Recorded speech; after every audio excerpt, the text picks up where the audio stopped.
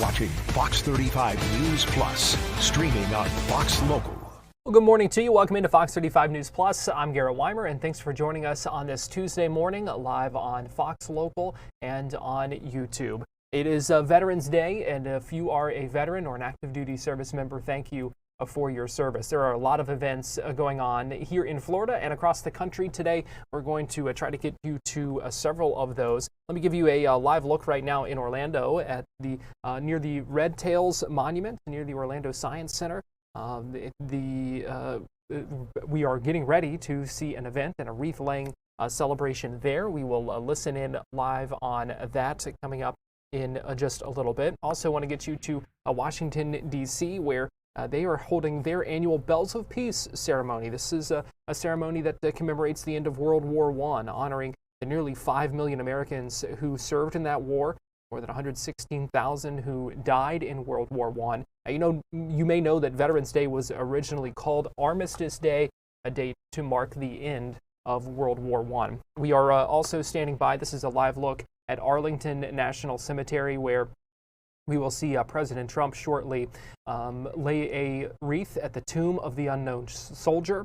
That is what that crowd is gathering for there. We expect that to begin shortly. And on the right is the Memorial Amphitheater at Arlington National Cemetery, where after that wreath laying, there will be a service and a ceremony there. And we will also hear President Trump speak at that ceremony. So we will try to bring all of those events to you live here on Fox 35 News Plus. Let me give you a live look right now at downtown Orlando, though, on this Tuesday morning, where it is cold out there today. I'm sure you've noticed, and it's going to be another cold one today and through tonight. Fox 35 Storm Team Meteorologist Brooks Garner joins me now, and Brooks, the cold is here, and we're all kind of bracing for it, pulling out those sweaters, the thick weird clothes. Yeah, it is weird. People are like, is this Florida or are we in Ohio? What's going on here? You know what? I flew down here on vacation, and this is what I get. Yeah, sorry everybody. Sorry about that. Hey, if you're here for the week, you're good to go though, because it's going to warm up toward the weekend. But until we get there, we've still got a couple of cold days ahead and one more cold night. Not as cold, but pretty cold tomorrow morning, I'll show you that. 46 Daytona Beach. This is a Fox 35 Storm Team alert for the record cold, not just cold overnight lows, but now we face record cold, coolest highs for this date of November 11th. And that's the takeaway here, is that this is records for this date in history, November 11th, not all-time records for Orlando as far as being like the coldest it's ever been. But for November 11th, it certainly is. 36 was our recorded low, and that broke the previous record of 39, set way back in 1932. Just about every major reporting site was either at or below the record lows. Daytona tying their record at 35 degrees. Looking down at the screen there, Melbourne 37, Sanford 36, Leesburg 35, even Vero Beach breaking the record at 40 degrees down in Indian River County. So it was very cold. It still is chilly. It's still in the mid 40s right now, and with the wind blowing, it feels even colder. Right now it's 42 in Ocala at this midday hour, and look at the wind blowing through those palm trees. It almost looks like a tropical system approaching, where you get that steady wind, which kind of pushes the crowns over in one direction, but in this case, it's an icy wind, and it's anything but tropical. Titusville right now warming up a little bit at the coastline, but still obviously very cold at 50 degrees. Winds are north at about 20 to 25 miles an hour, and that's been driving in source Arctic air.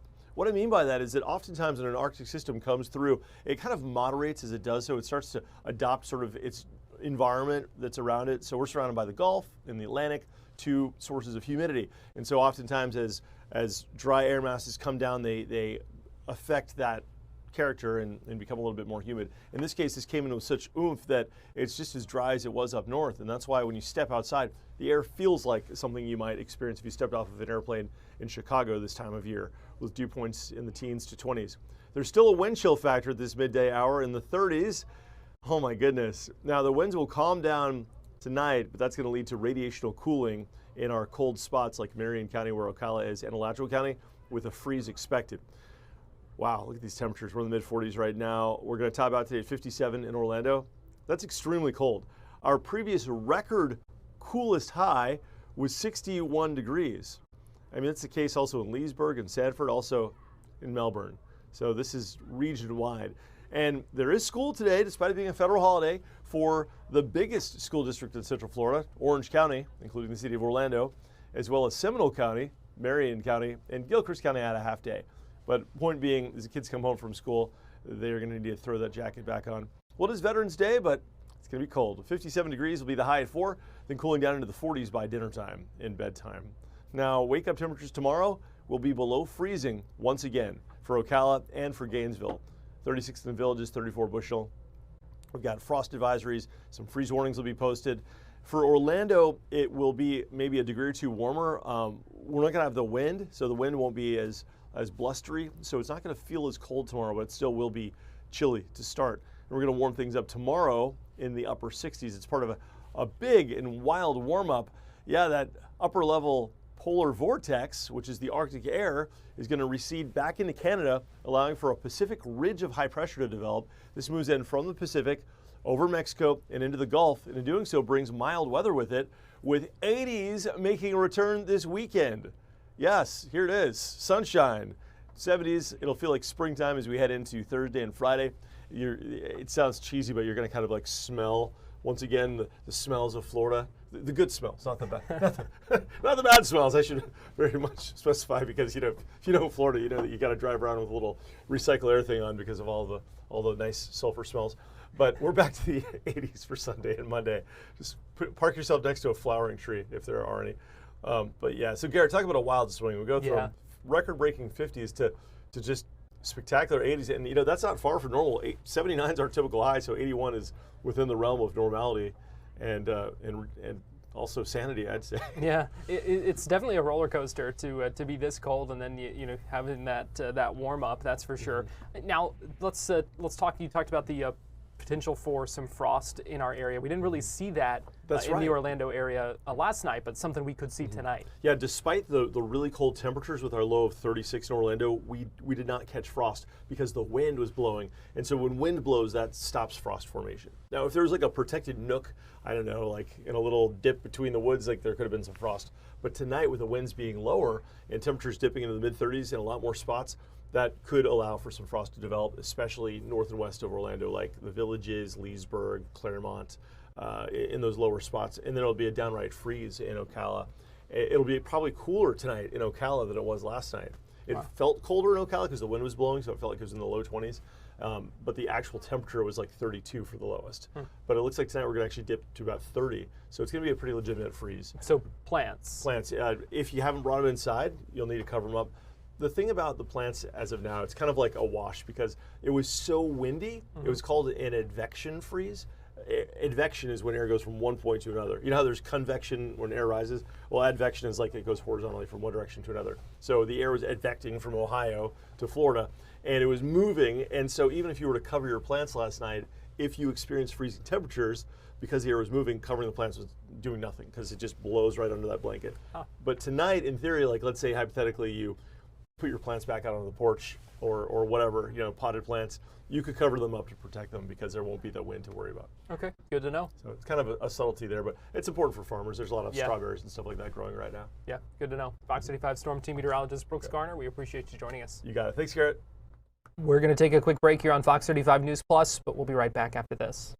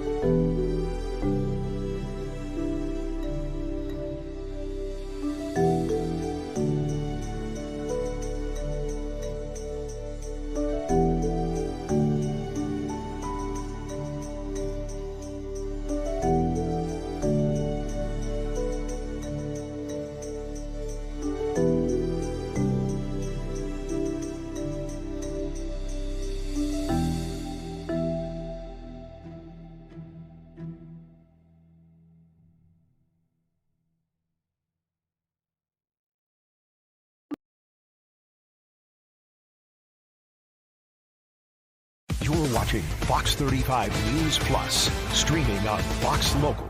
Welcome back into Fox 35 News Plus. I'm Garrett Wymer, and thanks for joining us on this Tuesday morning, live on Fox Local and on YouTube. Let's talk about some changes that are being made to sports betting. So we've been talking a lot about some of these high-profile cases, including one in the NBA, one in Major League Baseball. Well, we saw the announcement yesterday that Major League Baseball's two largest sports books and Major League Baseball announced a $200 limit on prop bets yesterday. And this comes in the aftermath of the indictments of Emmanuel Clase, Luis Ortiz for their alleged roles in a gambling scheme. And we want to bring into it to talk about this and some of these changes and all this, help us put it in perspective. Mitch Stone, he's an attorney and specializes in a lot of things like this. So Mitchell Stone, we appreciate you joining us here on Fox 35 News Plus this morning. Thank you for having me. First, I want to get your reaction to the details from the indictment, the complaint against these two Major League Baseball pitchers. These allegations are pretty concerning, are they not?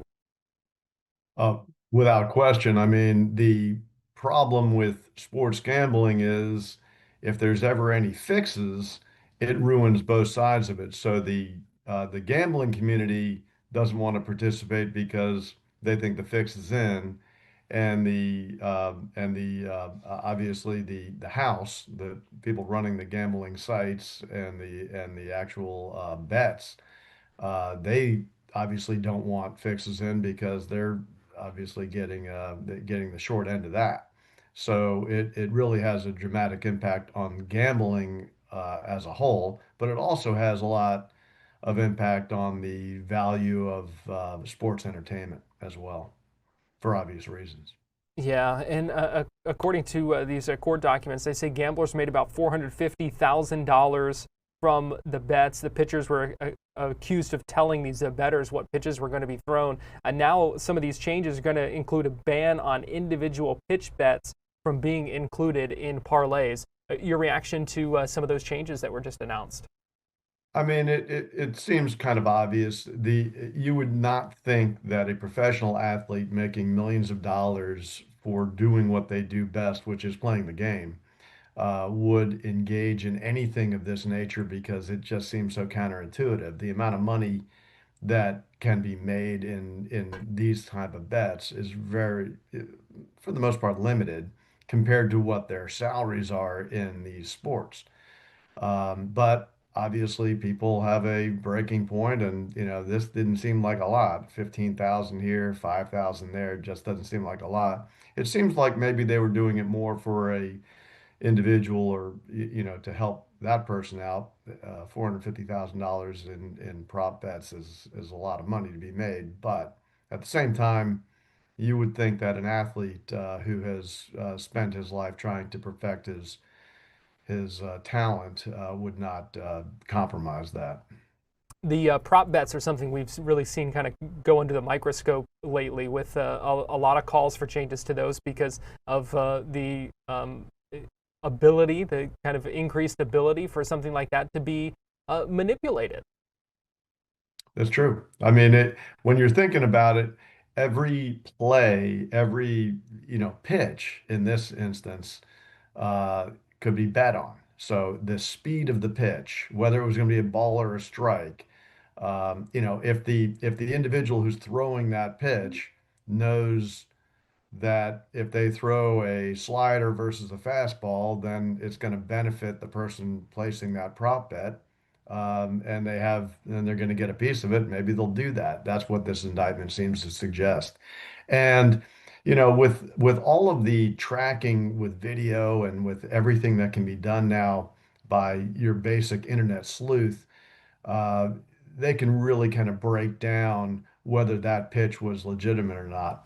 I can remember growing up in South Florida, going to highlight games, and you would go to a game and you would see, one of the most talented players drop a ball, miss a shot or whatever. Uh, at that point, you would think, the fix is in. Somebody has paid that player to blow this game. But there was really no ability to analyze that. Now with the internet and with video the way it is, every single play, everything that a player does can be scrutinized really down to the nth degree. Do you think we see some more changes, or maybe other leagues and other sports books adopt some of these potential changes as well to try to restore some more confidence in the integrity of sport? I think they're going to have to. I was listening to some people talking about how the proliferation of sports betting and being able to bet using your phone has affected the game, and it really has to a degree that people are really have less allegiance to their team and more allegiance to their particular what they're betting on. I went to a football game one time, and my generation was a little different than the next generation who they're on their phones betting on whether the team's going to make a first down, whether there's going to be a pass versus a run. And when you're listening to this behind you, you're realizing people are actually placing bets in real time on what's happening right now on that field, and just for that split second, and then the next bet comes up. So when you're dealing with that type of volume of betting, it's really hard to avoid the consequences that there's going to be some people who might be influenced to drop a ball to maybe play it a different way, which is a shame because it ruins the game. Going to be interesting to see what happens with that. Also going to be interesting to continue to follow these cases through the court system. Attorney Mitchell Stone, we appreciate your perspective, and thank you so much for joining us here on Fox 35 News Plus. Thank you for having me. I want to get you live now to Arlington National Cemetery. This is President Trump, the Vice President. They just laid the wreath there in this ceremony right by the tomb of the unknown soldier at Arlington National Cemetery. Let's go ahead and listen in here and see if anything else is happening during this ceremony.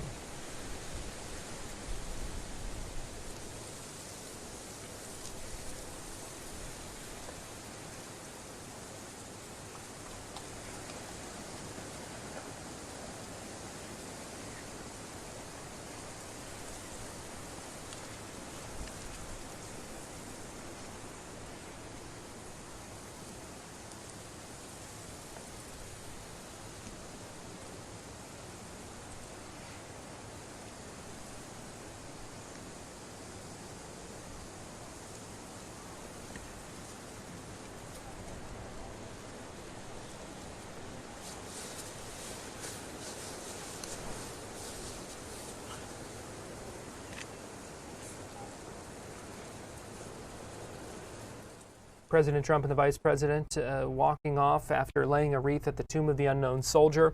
We will hear from the President shortly at the Memorial Amphitheater at Arlington National Cemetery as the Veterans Day service gets ready to get underway. We're going to take a break here on Fox 35 News Plus, but we'll be right back.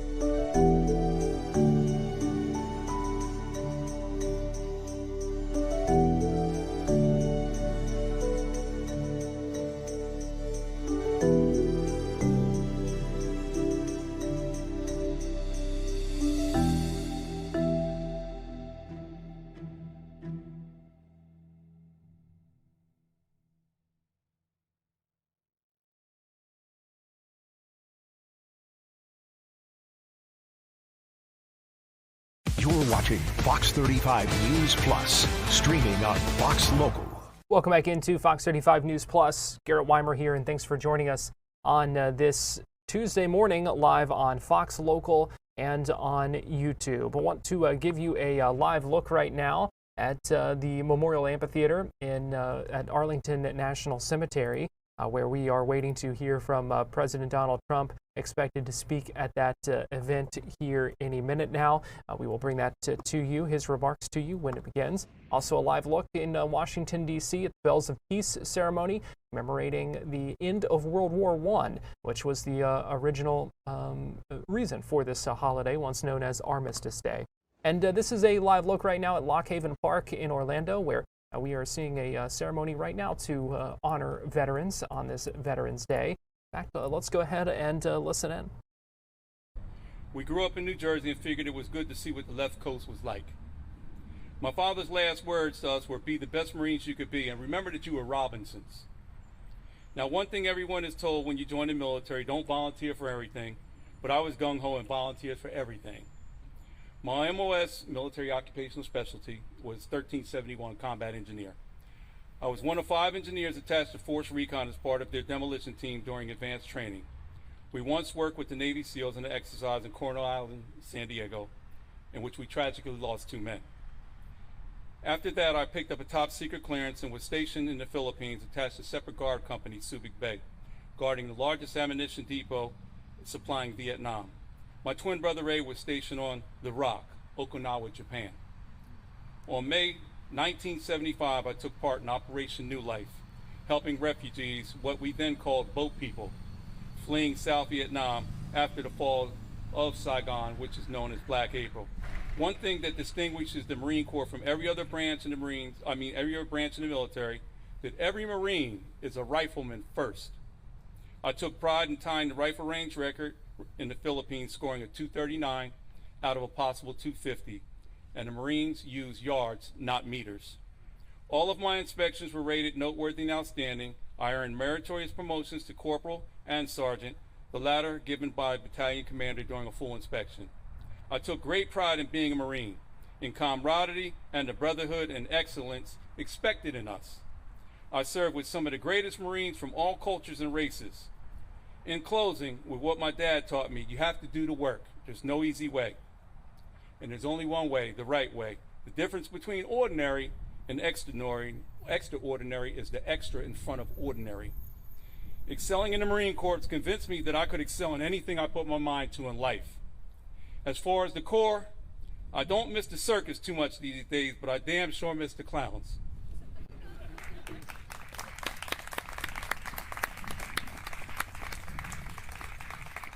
Thank you, Mr. Robinson. And also I'd like to invite up Mr. Jack Wortman. I ended up with all these Marines, and we used to take these guys and on our ships and take them all over the place, and no thanks. Thank you, man. My name is Jack Wortman. I followed pretty much the same footprints as Fred did here. I went in the Marines in 1967.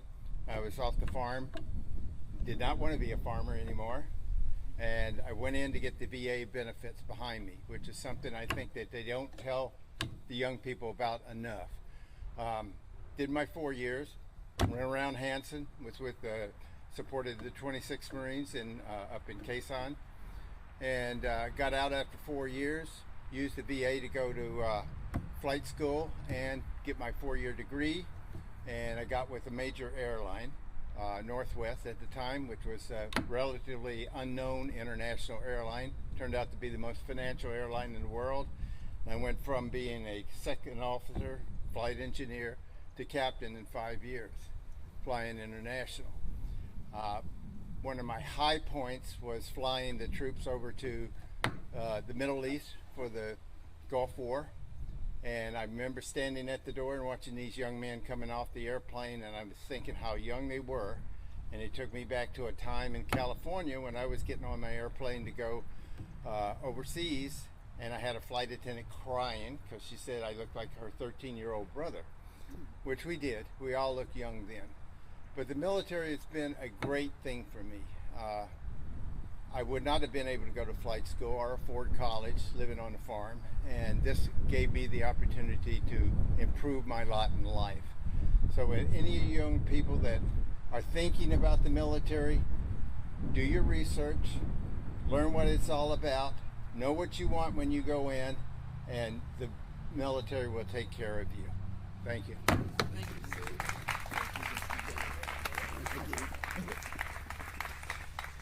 This concludes our ceremony. I want to again thank the Orlando Science Center, and I'd as well like to thank Andre from Lockheed Martin for coming out and supporting this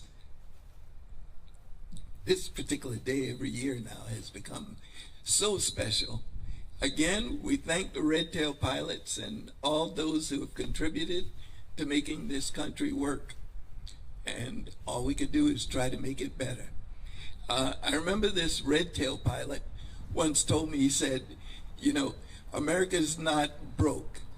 She's just a little bit sick right now, but I'm gonna hold her hand until she gets better. I'll leave that with you.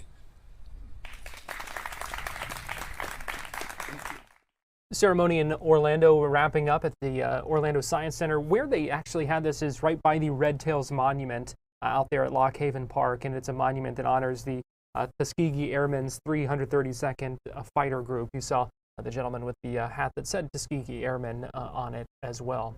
We are going to take a quick break here on Fox 35 News Plus. We'll be right back after this as we get ready for this ceremony to begin in Washington, D.C. and await the remarks from President Trump as he commemorates and observes Veterans Day in our nation's capital. We'll be right back.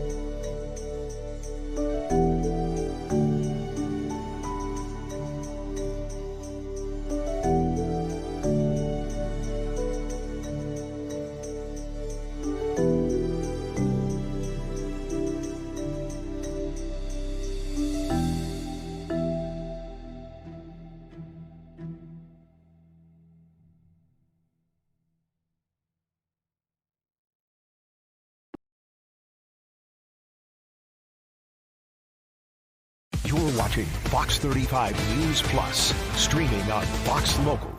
Welcome back into Fox 35 News Plus. I want to listen in to this Bells of Peace ceremony that the Doughboy Foundation putting on right now. This is at the National World War I Memorial in Washington, D.C. Let's go ahead and listen in.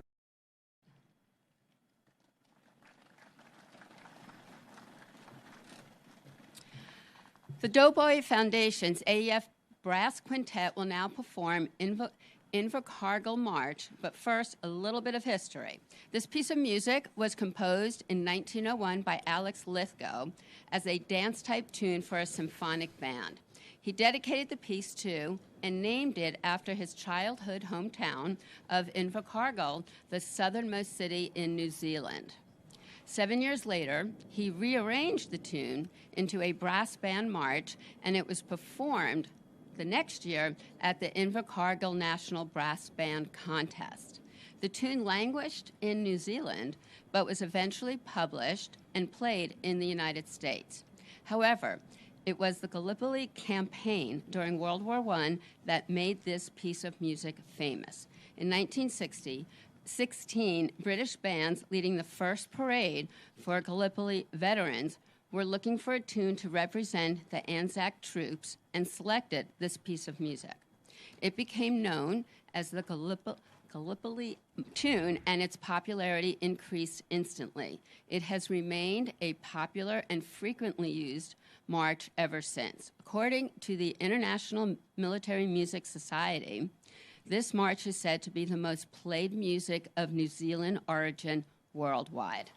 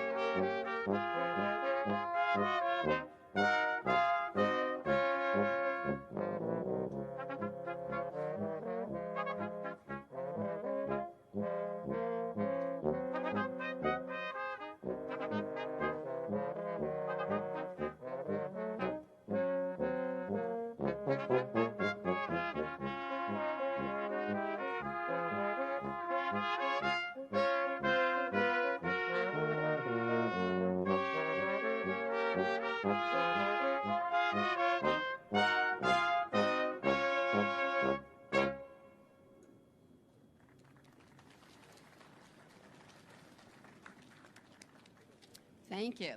The quintet here with us today is part of the Doughboy Foundation's American Expeditionary Forces Brass Band.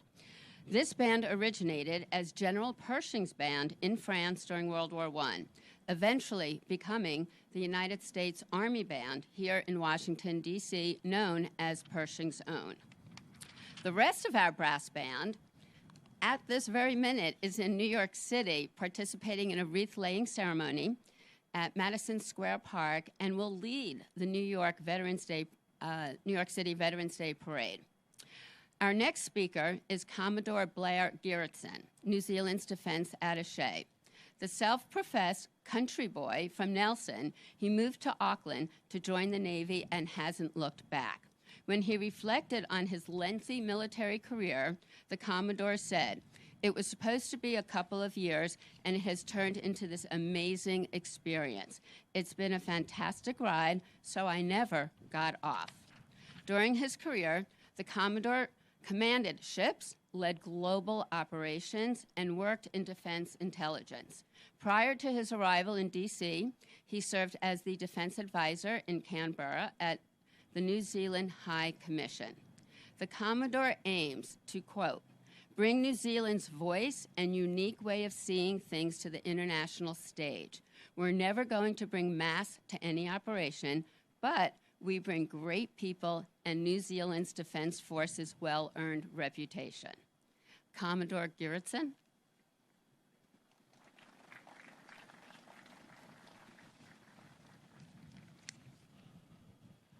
Good morning, and let me start by thanking the Doughboy Foundation for their kind invitation to speak this morning. It's the norm in New Zealand to start any speech with a mihi, or a welcome. So please let me begin by greeting you in Te Reo Maori, the language of the Indigenous people of New Zealand. Tēnā koutou katoa, e na mana, e na rio, rua rangatira mai, kua tai mai nei, nau mai, haere mai. Loosely translated, I welcome you all here to this special place on this special occasion and acknowledge all the leaders and important people gathered. Today is rightly about acknowledging US veterans, their service and sacrifice, but also together with Ambassador Rudd, I hope that we can share with you a few insights into the impact that our shared experience of conflict has had on our respective nations. While New Zealand is typically far away from the site of most of the world's conflicts, we have throughout our history answered the call to arms when the peace and freedoms that we cherish so much have been threatened. This has created a shared history with the US and many other countries that also creates a shared obligation to remember those that have answered the call. For New Zealand and Australia, our commemorations most often focus on the 25th of April, Anzac Day, when we pause to remember the initial landings of the Australia and New Zealand Army Corps on the Gallipoli Peninsula early in World War I. Indeed, this year marked the 110th anniversary of the landing. Remarks continuing from the New Zealand Defense Attaché, who is speaking right now at the Bells of Peace ceremony as the Doughboy Foundation gathers at the National World War I Memorial to mark the end of World War I on what is now this Veterans Day. We're going to take a break here on Fox 35 News Plus. We'll be right back.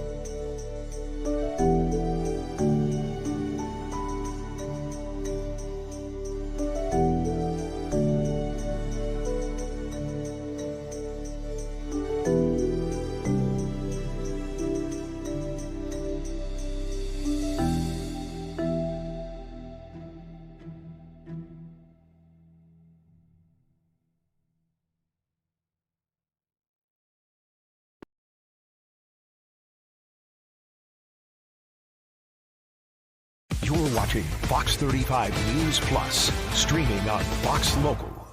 Welcome back into Fox 35 News Plus. President Donald Trump, Vice President J.D. Vance saluting right now. And they are inside the Memorial Amphitheater at Arlington National Cemetery, expecting President Trump to speak shortly on this Veterans Day.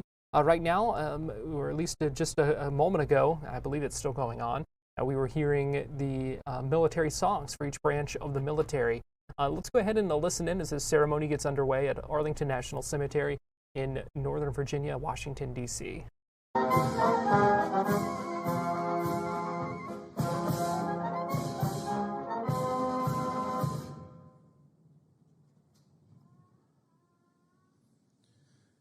Distinguished guests, please remain standing for the invocation given by Chaplain Kimberly Willis, Executive Director of Chaplain Service for the United States Department of Veterans Affairs.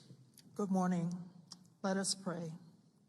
Eternal and ever faithful God, on this sacred morning beneath the quiet majesty of these marble arches, we gather in this hallowed place to pay tribute, to reflect, and to recommit. We come before you as a grateful nation, mindful of those who have donned the uniform, answered the call, and stood in the breach on behalf of freedom. You who chart the course of every life, know each one who answered to the distant horizon, to the storm-tossed sea, to the far-off watch. You have seen the quiet courage and the visible sacrifice, the sleepless nights, the lonely return, the unspoken burdens. You have carried the tears of family, the prayers of caregivers, and the hope of a grateful people. We remember those who fell, whose names rest beneath these stones, silent sentinels of our nation's promise. We remember those who yet bear in body or spirit the cost of service. Grant them your healing, your strength, and your peace. And to families who waited, who worried, who bore the weight of absence, extend your sustaining grace, O Comforter. We give thanks for the Department of Veteran Affairs, who daily honor our nation's sacred trusts. And we bless the veteran service organizations whose devotion ensures that no veteran stands alone. In honor of those who served, renew our covenant to tend the garden of democracy with vigilance and care, to serve with humility, to lead with integrity, to walk together as one people under your guiding hand. Underpin our labors with hope, our words with true, our action with compassion. Let freedom ring not only on the battlefield, but in the everyday lives of your people. God bless the United States of America, that we may be true to the promise entrusted to us, vigilant in peace, resolute in service, defender of justice, and steadfast in gratitude. It is in your holy name we pray. Amen. Seated. I am honored to introduce the 2025 National Veterans Day Observance co-host organization, the American Veterans, better known as AMVETS.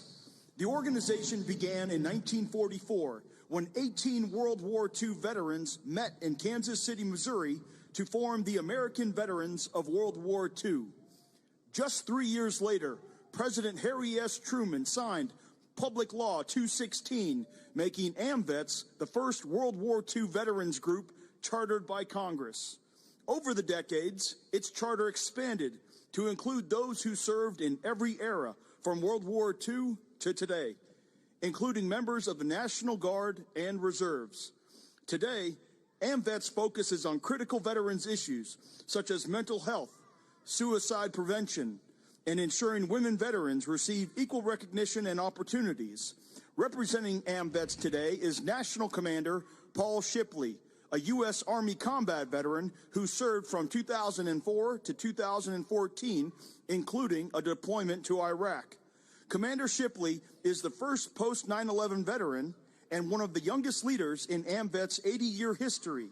Please join me in welcoming National Commander of AMVETS and co-host of today's ceremony, Mr. Paul Shipley, who will lead us in the Pledge of Allegiance and deliver remarks. Please stand for the Pledge of Allegiance.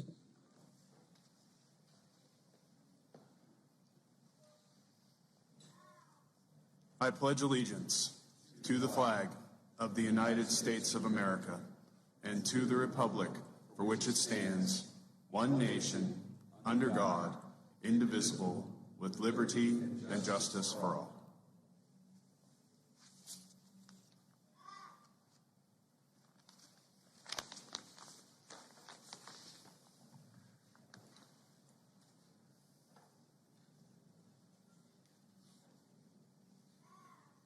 Good morning, Mr.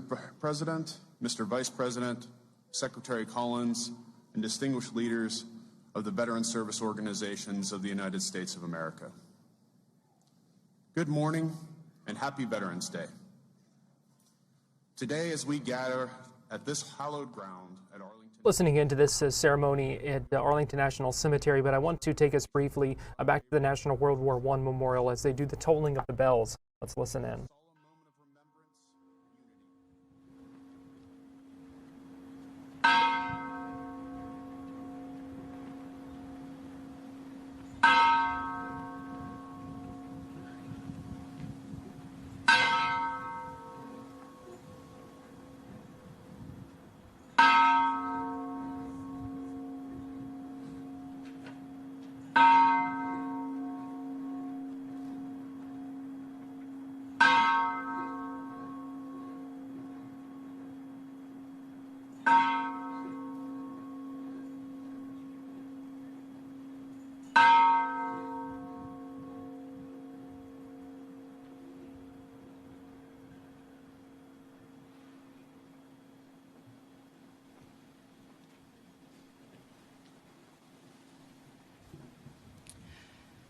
Thank you, Cadet Colonel, and many thanks to the National Society of Pershing Rifles. At this time, we ask representatives of embassies and organizations to come forward. The tolling of the bells there, that ceremony continues at the National World War I Memorial. I want to get you back now to Arlington, where we are hearing some introductory remarks from those with AMVETS ahead of President Trump speaking in just moments at this ceremony in Washington, D.C. Make a difference. Your efforts matter. Because supporting our veterans is not just a duty, it's a reflection of our gratitude and respect. Let us remember today that their sacrifices have made the freedoms we enjoy possible. And let us pledge to continue serving, protecting, and honoring all who have served our nation. Thank you. God bless our veterans, and God bless America.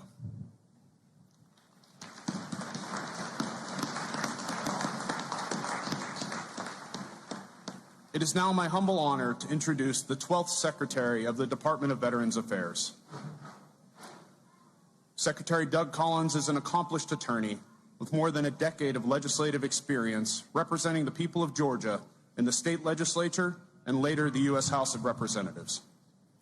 As a U.S. Air Force Reserve chaplain, Secretary Collins has ministered to our country's military since 2002. He completed a 2008 and 2009 deployment to Iraq while stationed at Balad Air Base. Collins remains a colonel in the United States Air Force Reserve, and he previously served in the U.S. Navy Reserve. Please join me in warmly welcoming VA Secretary Doug Collins.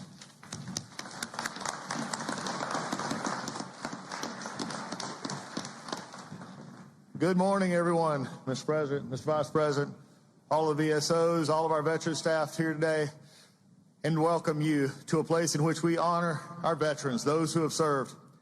I tell you, it was an honor to be here, but it was an even bigger honor just over a year ago when President asked me to take this job. And I asked him a simple question. I said, Mr. President, what would you like me to do? And he looked at me with a simple phrase. He said, take care of our veterans.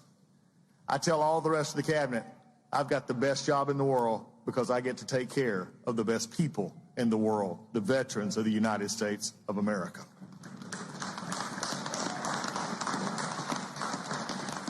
And this president is firmly committed to making sure this happens. The VA is a different place today than it was just 9 months ago. 9 months ago, there was more of an inner reflection. Now it is an outer reflection. The only thing that matters at the VA is that the veteran comes first. All we do is not about a bureaucracy or where we're from. It's about the veteran who walks through our door. Without the veteran, we have no job. The VA now understands that we do nothing else except take care of the veteran and do things for them. And under that direction from the president, we have lowered backlogs. We have increased wait times. And yes, Mr. President, we get them to community when they want to go to the community to see those doctors. And that's all just in the first 9 months. But the best part of this is that there is something to understand. Is that Veterans Day, unlike the others we celebrate, is about everyday people doing extraordinary things. Veterans Day is about men and women who come from small towns, hamlets, villages, and big towns. And they make a decision in their life to raise their right hand and say, I'm committing to something bigger than myself. I am stepping forward where many will not. I am raising my right hand and committing myself to service to a country, as I said just the other day, to make and ensure that our military is the biggest and baddest in the world. Our veterans make that possible.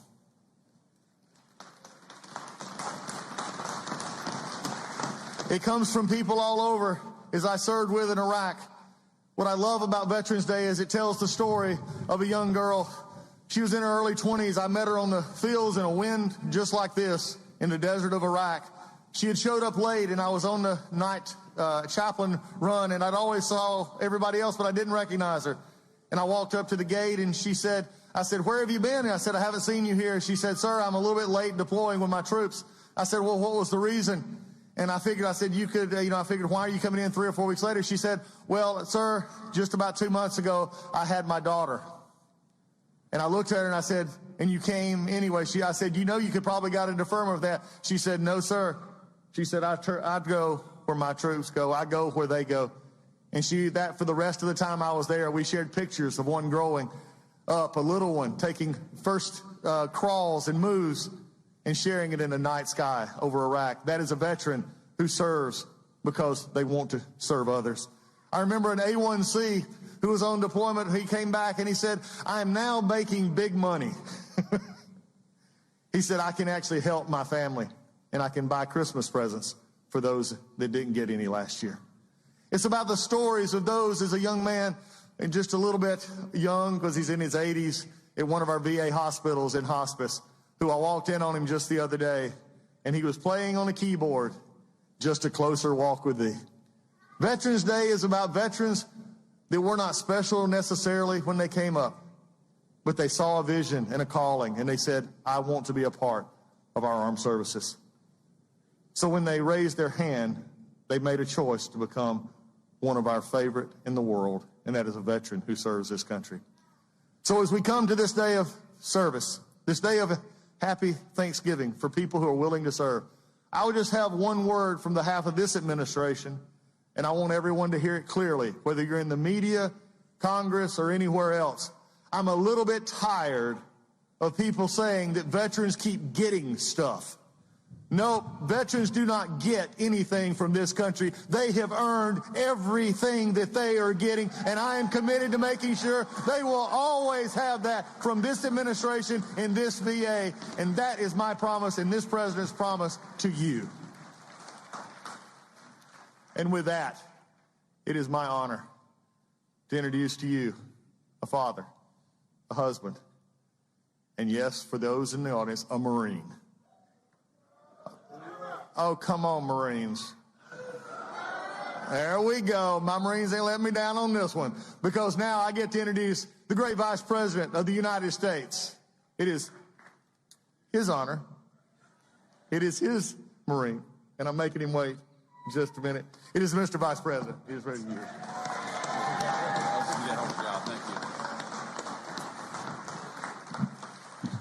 Well, thank you, Doug. You're doing a great job at the VA, and I want to say just a couple things. I've learned a couple things from working so closely with the President of the United States. The first thing is that he loves our nation's veterans and has committed our nation's administration to putting our veterans first every single day.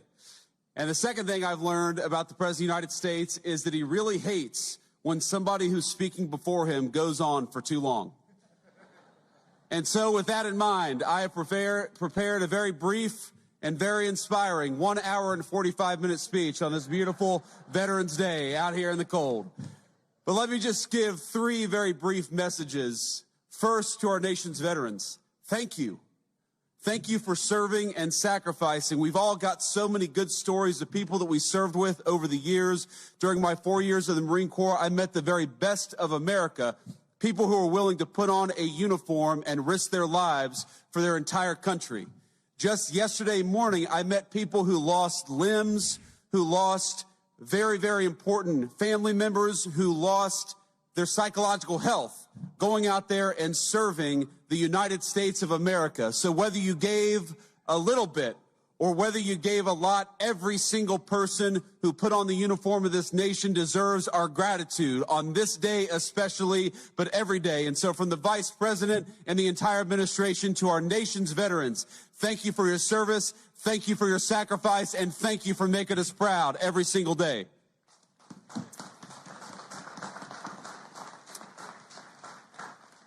The second message is to the nation's political leaders. I happen to believe that the most valuable resource that we have isn't the incredible wealth of natural resources of this country, as amazing as it is. The most important natural resource that we have is that we have hundreds of thousands of young people every single month who sign up to put on the uniform and risk their lives for their fellow citizens. That is a resource we cannot squander. That is a resource we must protect. And so, to every elected official who's here today, our obligation, our sacred responsibility to our veterans is to make sure that the American military is the bravest and best fighting force anywhere in the world, and to make sure that every time we ask our nation's military to go off to war, we give them the training, we give them the resources, and we give them what they need to kick the enemy's rear end and to come back home safely and quickly. That is our obligation to you.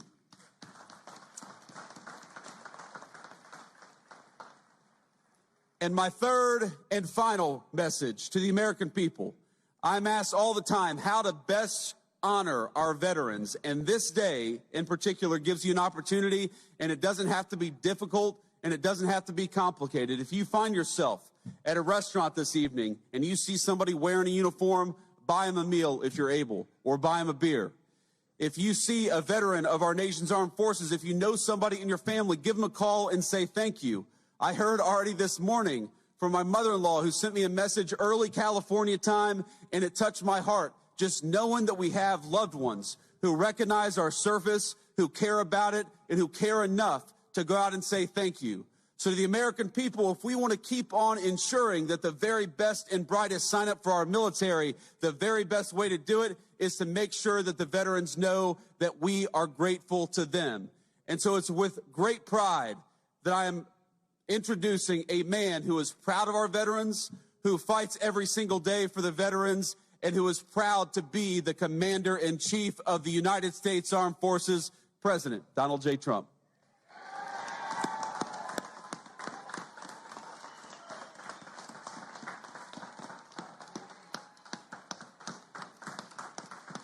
Thank you, J.D.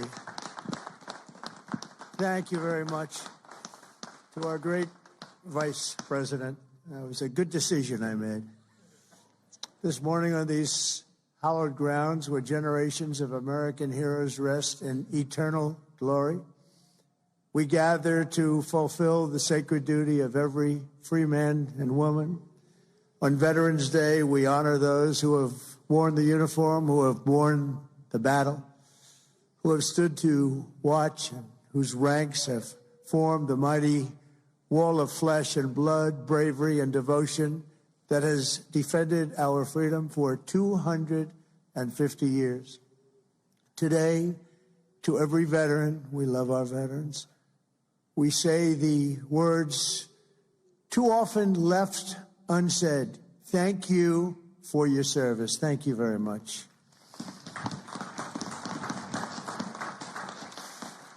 And we want to also say thank you for carrying America's fate on your strong, very broad, and proud shoulders. Each of you has earned the respect and the gratitude of our entire nation. We love you, we salute you, and we will never forget what you have done to keep America safe, sovereign, and free. Thank you very much.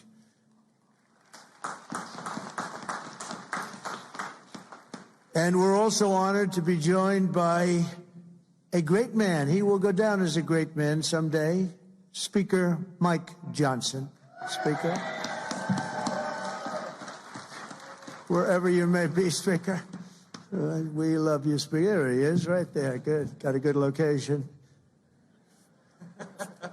He always gets a good location. And congratulations to you and to John and to everybody on a very big victory. We're opening up our country. Should have never been closed. Should have never been closed.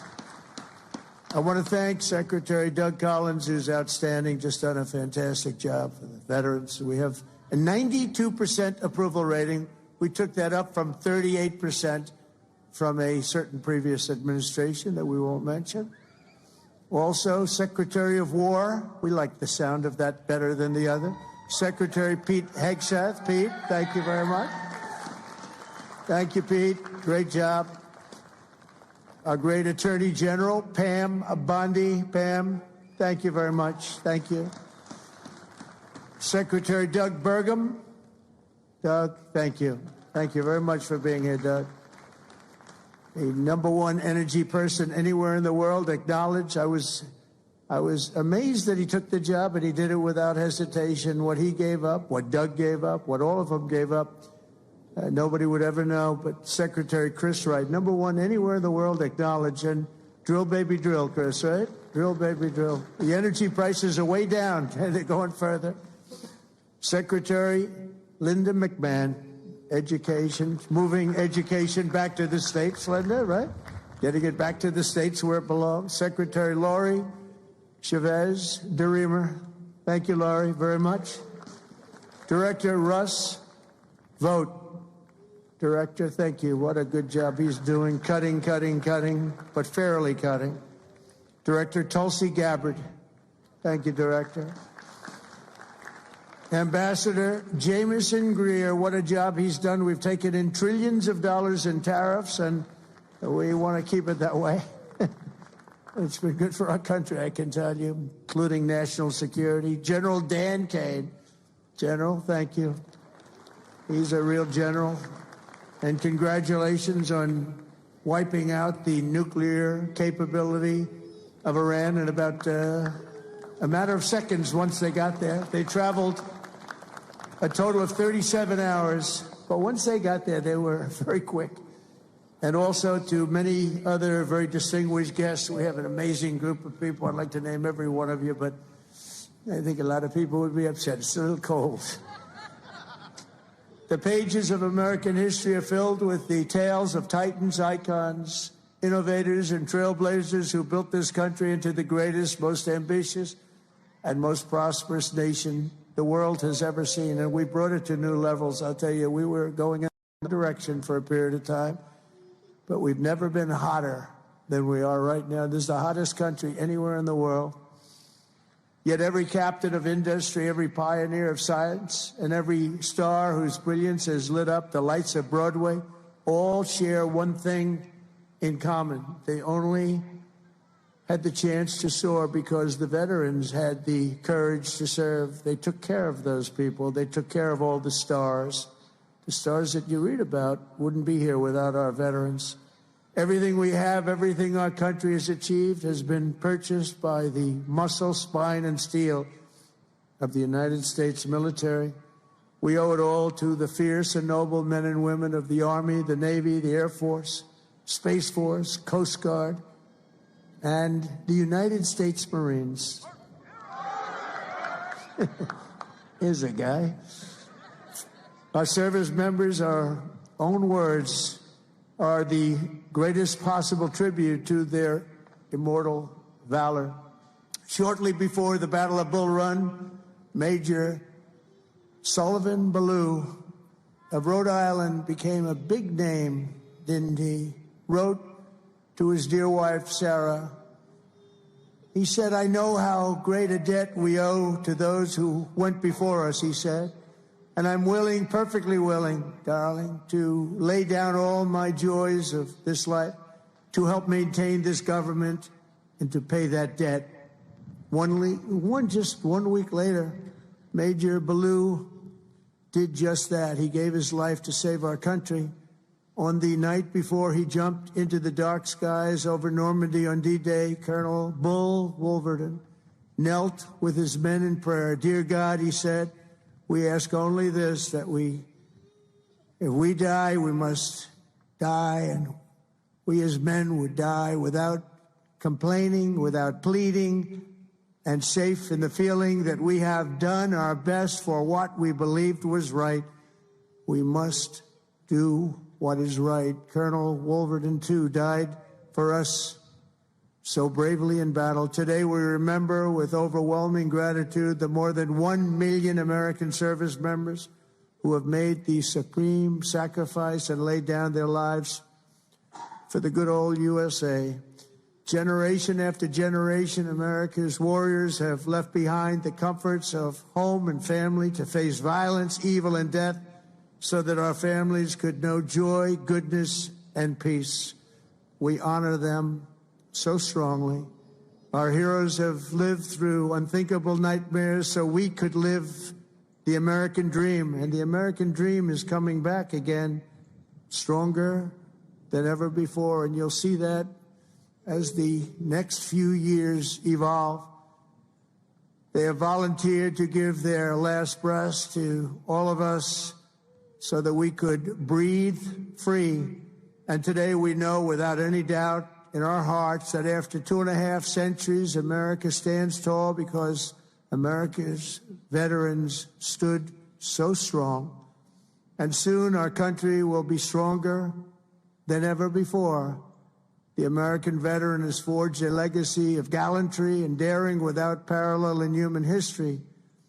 In September 2009, Army Captain William Swenson was driving through the Afghan mountains when his convoy was ambushed by over 60 Taliban insurgents. He and his comrades were pinned down for hours without artillery or air support. A fellow soldier was shot in the chest, and Captain Swenson crossed an open field to aid his brother in arms. People said, "Don't do it, Captain, don't do it." He did it. When the terrorists closed in around them and demanded their surrender, Captain Swenson threw a grenade at the enemy and rallied his men to break their advance. He then carried the wounded soldiers hundreds of yards to a rescue helicopter before charging back 3 times, back and forth, into the fire to save the wounded and bring them home. Even after 7 hours of fighting, he refused to leave any man behind. Retired Lieutenant Colonel William Swenson is here with us in Arlington. And for his actions that day, he proudly wears the Congressional Medal of Honor. Colonel Swenson, thank you very much. Thank you very much, please. Thank you. Thank you very much.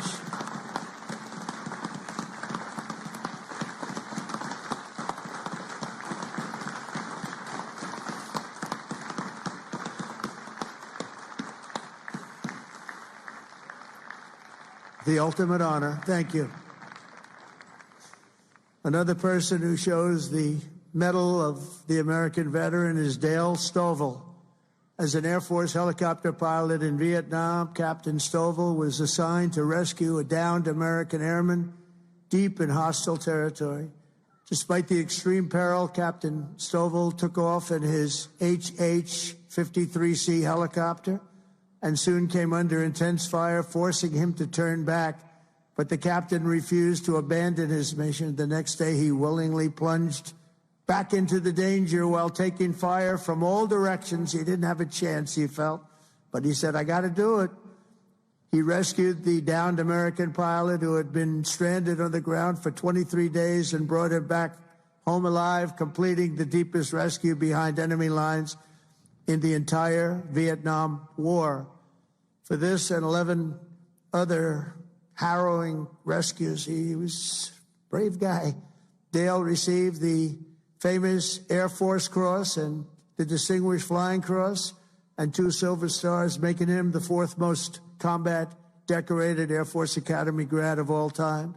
He retired as a brigadier general after 31 years of service. General Stovall, you are a legend. Please, thank you. General Stovall. Thank you very much. Thank you. You look good, General. You look, I wish I looked that good. You look good. Thank you very much, General.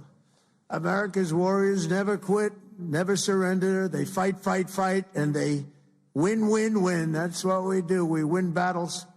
As you know, today is not only Veterans Day, but it's my proclamation that we are now going to be saying and calling Victory Day for World War I. Victory Day. You know, I was recently at an event and I saw France was celebrating Victory Day, but we didn't. And I saw France was celebrating another Victory Day for World War II. And other countries were celebrating. They were all celebrating. We're the one that won the wars. And I said, from now on, we're going to say Victory Day for World War I and World War II. And we could do for plenty of other wars, but we'll start with those two. Maybe someday somebody else will add a couple of more because we won a lot of good ones. But when I see other countries celebrating Victory Day, I watched it. I watched UK. I watched Russia. They were celebrating Victory Day, World War II. And I said, we got to have a Victory Day. Nobody even talked about it in our country. But from now on, we're going to be celebrating Victory Day for World War I, for World War II, and frankly, for everything else. Under the Trump administration, we're restoring the pride and the winning spirit of the United States military. That's why we have officially renamed the Department of Defense back to the original name, Department of War. And remember, we won World War I, we won World War II, we won everything in between, we won everything that came before, and then we brilliantly decided to change the name of this great thing that we all created together. And we became politically correct. We don't like being politically correct. So we're not going to be politically correct anymore. From now on, when we fight a war, we only fight for one reason, to win. We fight to win. But under my leadership, we're also fighting for the great veterans who have always been there for us, and especially when we needed them and needed them most. In 9 months, the Trump administration has cut the backlog of VA benefit claims in half. That's a big achievement, and Doug is going to get it down to zero. During the Biden administration, the backlog exploded like we had never seen before, and I'm going to eliminate 100% of that backlog. We're moving at that pace, and already we've processed more than 3 million backlog claims, the most of any year in the history of the VA. We've added more than 1 million extra service hours across the VA centers, and we've opened 20 new facilities in 13 states, something that people said just not possible to do. We also have brought back VA choice and VA accountability, taken away by the Biden administration, so that when you have to wait online, you go out and you get yourself a doctor. We pay for the doctor if you have to wait. And the other thing is we fired thousands of people who didn't take care of our great veterans. They were sadists, they were sick people, they were thieves, they were everything you want to name, and we got rid of over 9,000 of them. And then when Biden came in, he hired them back, many of them. But we got rid of them. And I think we got rid of them permanently. We replaced them with people who love our veterans, not people who are sick people. We're also confronting the challenge of veterans' homelessness. And earlier this year, I signed an order establishing the National Center for Warrior Independence to house up to 6,000 veterans in need. And we will not stop until we have ended the tragedy of homeless veterans once and for all. I'd see in New York where people that came into our country illegally, would be put up in hotels, and veterans would be sitting on the sidewalk outside of that hotel where these other people are put in. And many of the people that came in were put in from prisons. They were murderers. They were drug dealers. They were people that we didn't want in our country. They were staying in hotels, luxury hotels, and our veterans were sitting on the sidewalks watching them go in. I said, that's never going to happen under this administration. I also signed the VA Home Loan Program Reform Act, because no veteran should be kicked out of their home for what they call a late payment. It's not happening. And I'm pleased to report that since January, the veterans' unemployment rate has fallen by more than 26%. That's amazing. Work hard on that. And I also want to give a very special thanks to all of the veteran service organizations that work so hard. They're all represented here today, but they work so hard on behalf of our great veterans. And one of the heroes who reminds us of why we fight for those who served in uniform is Army Major and West Point grad Jonathan Turnbull. In 2019, Jonathan was conducting an operation in Syria when a suicide bomber approached and detonated his vest, leaving Jonathan gravely wounded, so badly wounded they thought he had no chance. The injuries were so severe the doctors gave him, everybody, they just looked, they all cried. They knew him, they loved him, and they were just crying.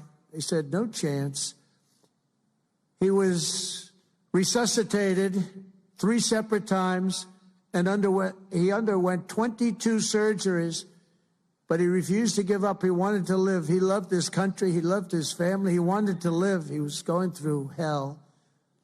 I visited Jonathan at Walter Reed in 2020, remembered so well, and today I'm delighted to say that Jonathan is not only alive, he is here with us, back on his feet, and living a great life alongside his beautiful wife, Samantha, and their 3 incredible children. Jonathan, Samantha, please, God bless you.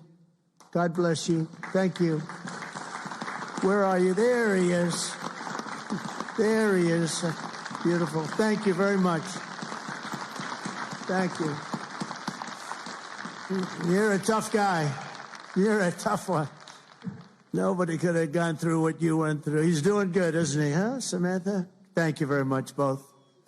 And in conclusion, from the very beginning of our country, our great American flag has always been shielded and protected by a special cast of citizens who has stepped forward to safeguard liberty's cause. When danger came, when duty called, when Almighty God asked, who had the will and the strength to defend the land of the free, each and every American veteran stood up and said, here I am, send me, here I am. They've come from every corner of this nation, from the cornfields of Iowa to the hills and valleys of California, from the steel towns of Pennsylvania to the vast plains of Texas, from the banks of the mighty Mississippi to the 5 boroughs of New York City. With selfless commitment and unyielding conviction, they made themselves America's ramparts and became the shield between our homeland and those who would do us harm. With everything they had, they did one thing above all else. They put America first.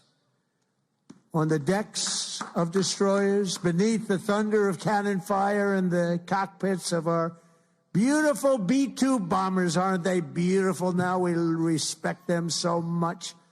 What a job they did. That in an instant completely obliterated Iran's nuclear capability, of which we have just ordered, I have to say, many more of the updated versions of that incredible piece of art. They defended the American Republic, dispensed American justice, crushed the enemies of freedom, and vanquished the forces of wickedness and evil. That's what we've been doing. Because of what every veteran has done today, the flame of liberty shines bright. The people of our nation sleep safe. The American dream surges forward, and our magnificent destiny stands more splendid and glorious than ever before. So I want to say thank you once again to every American veteran. You are very, very special people, and always in our heart. And thank you very much, and God bless you, and God bless the United States of America. Thank you very much. Thank you, everybody. Thank you very much.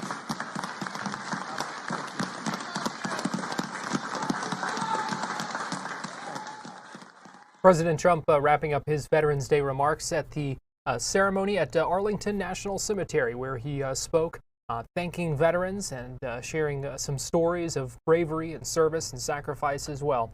We're going to take a break here on Fox 35 News Plus, but we'll be right back after this.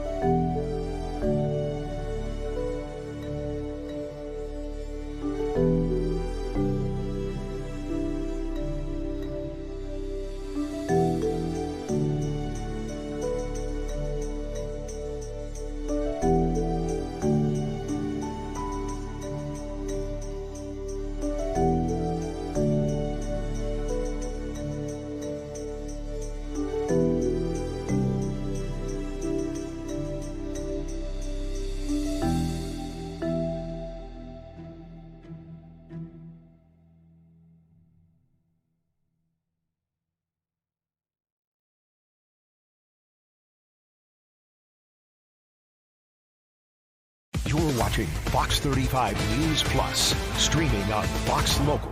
Welcome back into Fox 35 News Plus. Here is a live look at downtown Orlando on this Tuesday afternoon. A chilly Tuesday afternoon, still in the 50s in a lot of areas after a cold night around our region. We talked about that earlier with Fox 35 Storm Team Meteorologist Brooks Garner. Going to be another cold one tonight that you need to be aware of. Certainly, if you got plants to take care of, do what you got to do. If you have animals to take care of, We know there are a number of shelters that are open for cold weather impacts as well in our area. We've got a full list of those on fox35orlando.com and in the Fox Local app as well. But with this cold weather, that also means that manatees are flocking to Blue Springs State Park in Volusia County, a place where you can often see this time of year many of those manatees going there for the warmer water. They have to stay warm, and the constant water temperature at the springs keeps them nice and warm. So in the wintertime, the Blue Springs State Park, one of the places that they just love to go to. And Fox 35's Amanda Ruiz was out there this morning giving us a look at what the scene is at Blue Springs. And I swear, I've seen so many manatees. I saw a baby, I saw a mom, but when the camera comes on, they're all of a sudden camera shy. But it is my photographer, Alan's mission for the next 2 minutes to find you guys a manatee so you can see it too, because I've been loving this. I've been speaking to locals who say, I'm like, oh, is this your first time too? They're like, no, I come here all the time. And I'm like, oh, it's my first time. And they're like, well, January is the time to come because that's when hundreds come down. But because of this little cold spell, a lot of manatees have been coming their way here. So far, there's been about 15, 16, 17 manatees out here.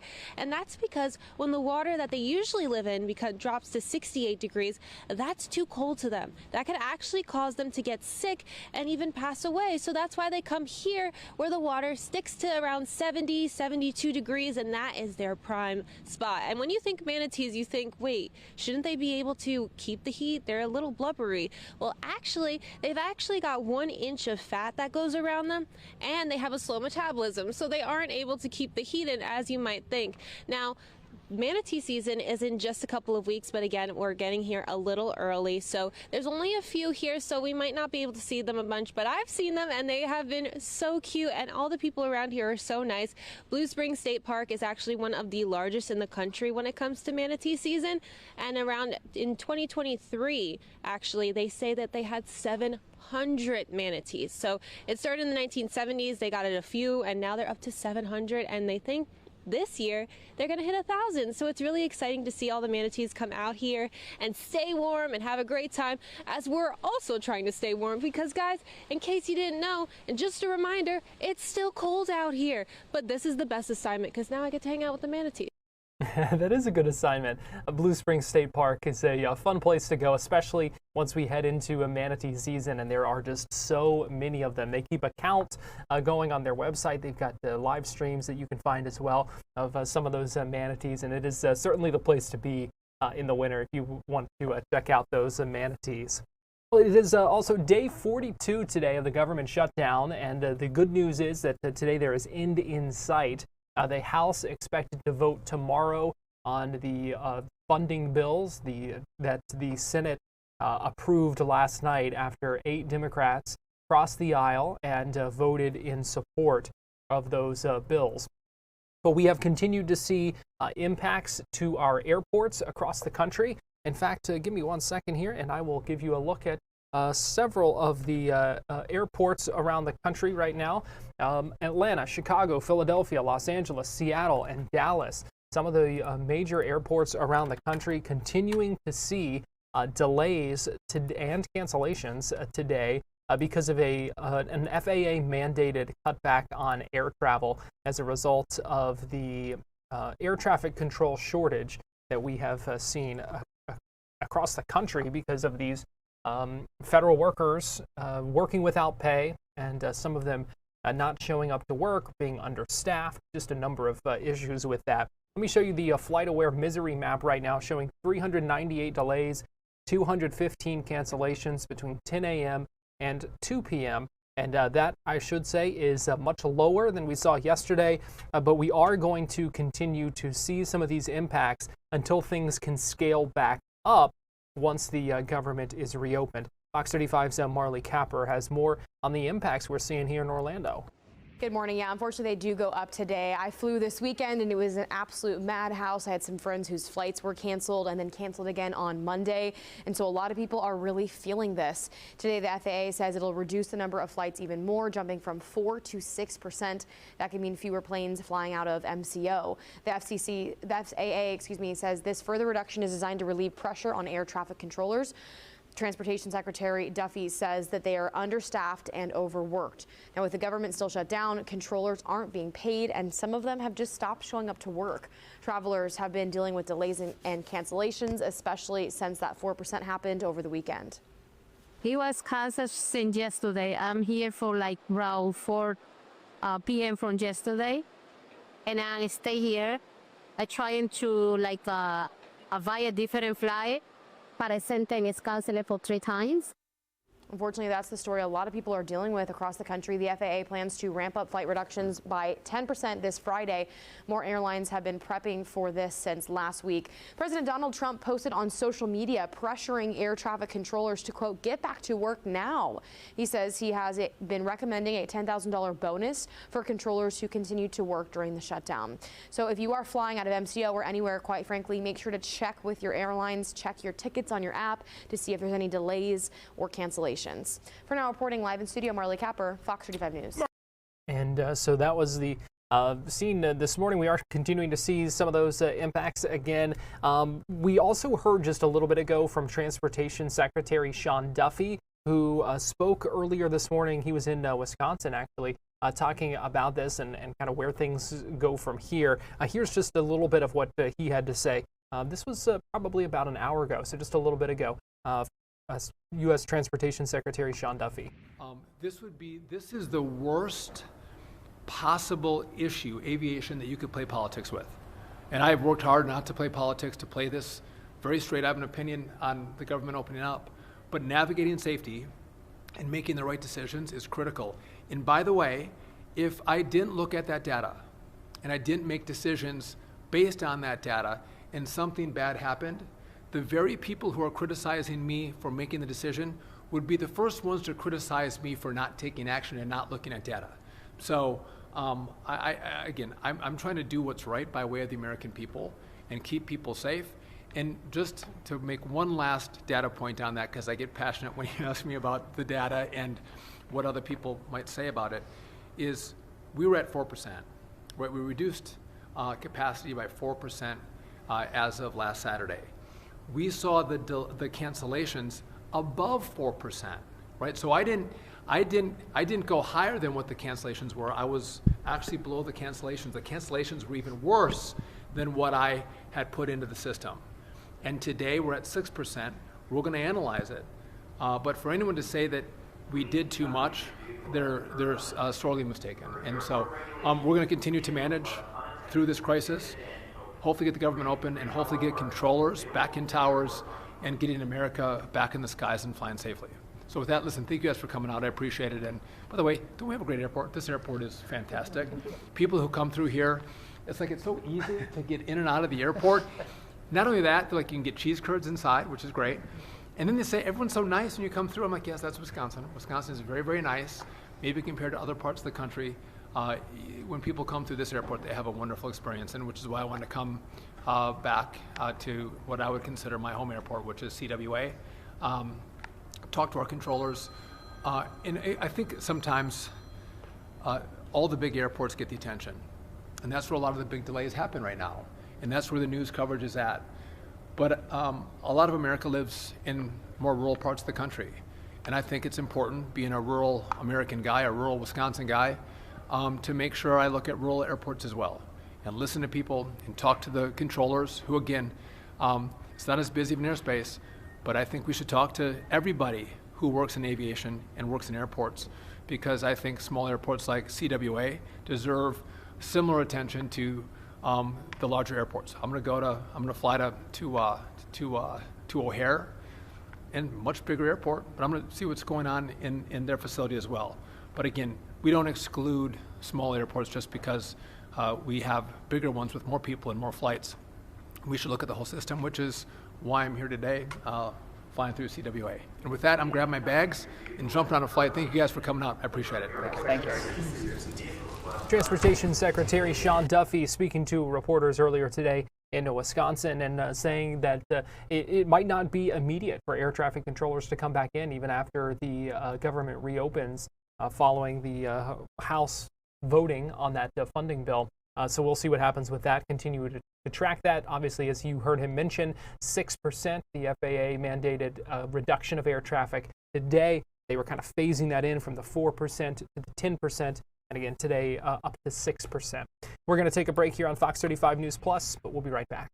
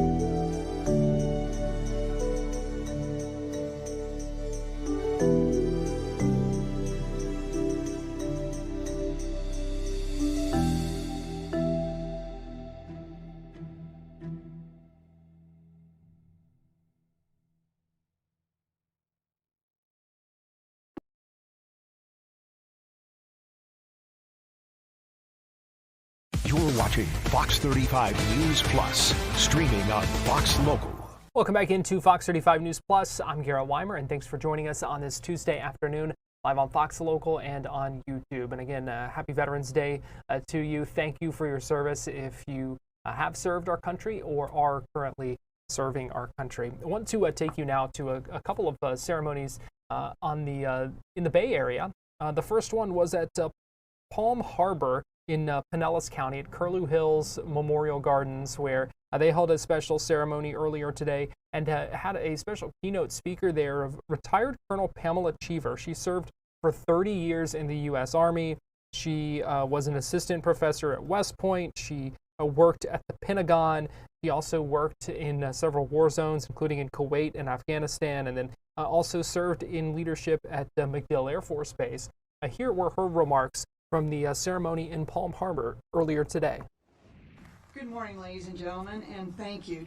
It's a pleasure to be here and an honor on such a brisk morning. It reminds me of home in Vermont.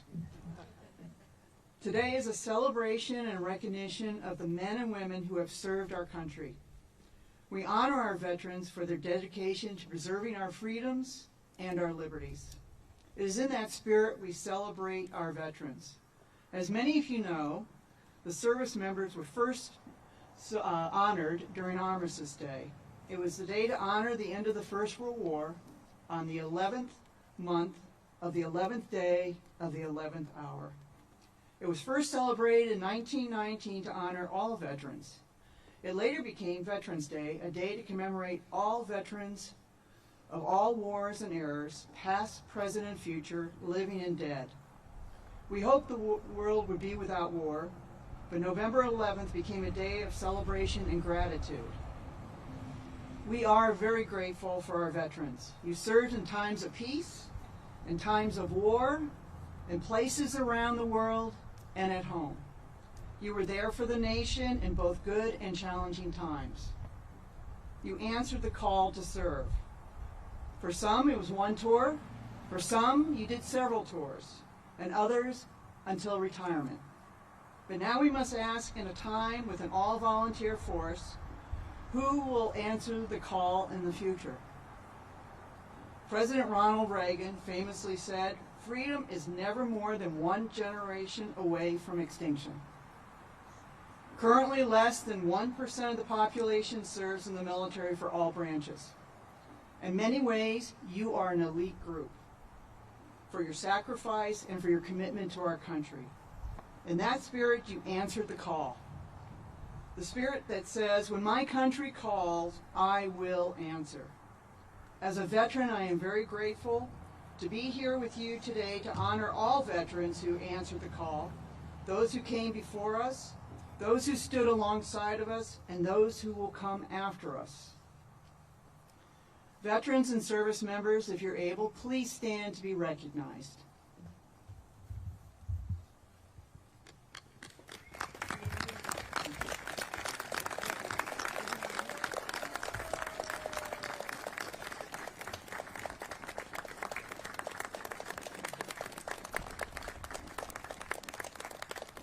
We appreciate all you have done. I would also like to recognize the family members who stood beside our veterans while they served. To the mothers, the fathers, spouses, and children of our military men and women, thank you. And to the families who love lost ones while serving, I would also like to recognize the Gold Star families, and if there are any, please stand to be recognized.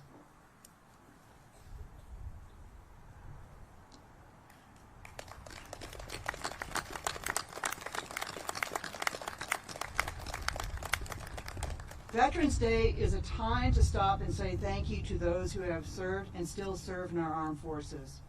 And I encourage everyone to continue to show your gratitude to those who did serve and to their families beyond today. Volunteer to help veterans organizations. There are numerous ones in your community that can always use your help, even for one day.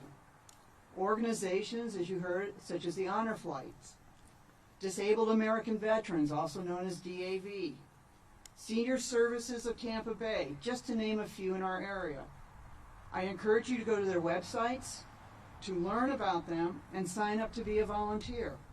I also encourage you to engage with service members by asking them about their service and experiences. We all learn something when we take time to listen and to engage in a conversation.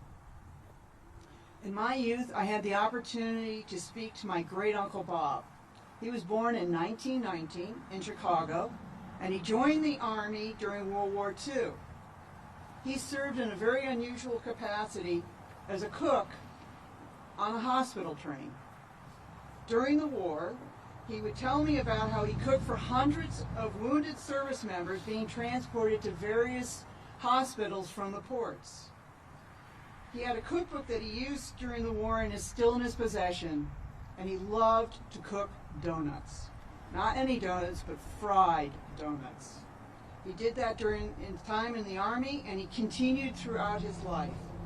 He would tell me stories about his time in the Army while he fried up donuts on Sunday mornings. He died in 1976. I treasure the time we had together, and I am grateful for him sharing his experiences with me. I'd like to leave you with a quote from President John F. Kennedy, who reminds us, as we express our gratitude, we must never forget that the highest appreciation is not to utter words, but to live by them. Thank you for taking time to honor our veterans today. God bless you, God bless all our veterans, and God bless the United States. Thank you. Retired Colonel Pamela Cheever speaking at the ceremony in Palm Harbor in Pinellas County earlier today. Hillsborough County also held a special ceremony today and heard from Congresswoman Kathy Castor, a Democrat from Florida's Bay Area, and she spoke at that event as well. Here is what she had to say speaking in Hillsborough County. Well, good morning, everyone. We come together on this solemn day with hearts full of gratitude for our veterans who have devoted their lives to service, to our democratic ideal, our Constitution, and our great country. This also includes our Gold Star families who we love, and I couldn't help but but see this beautiful Gold Star memorial that they worked so hard on, along with the Veterans Council of Hillsborough County.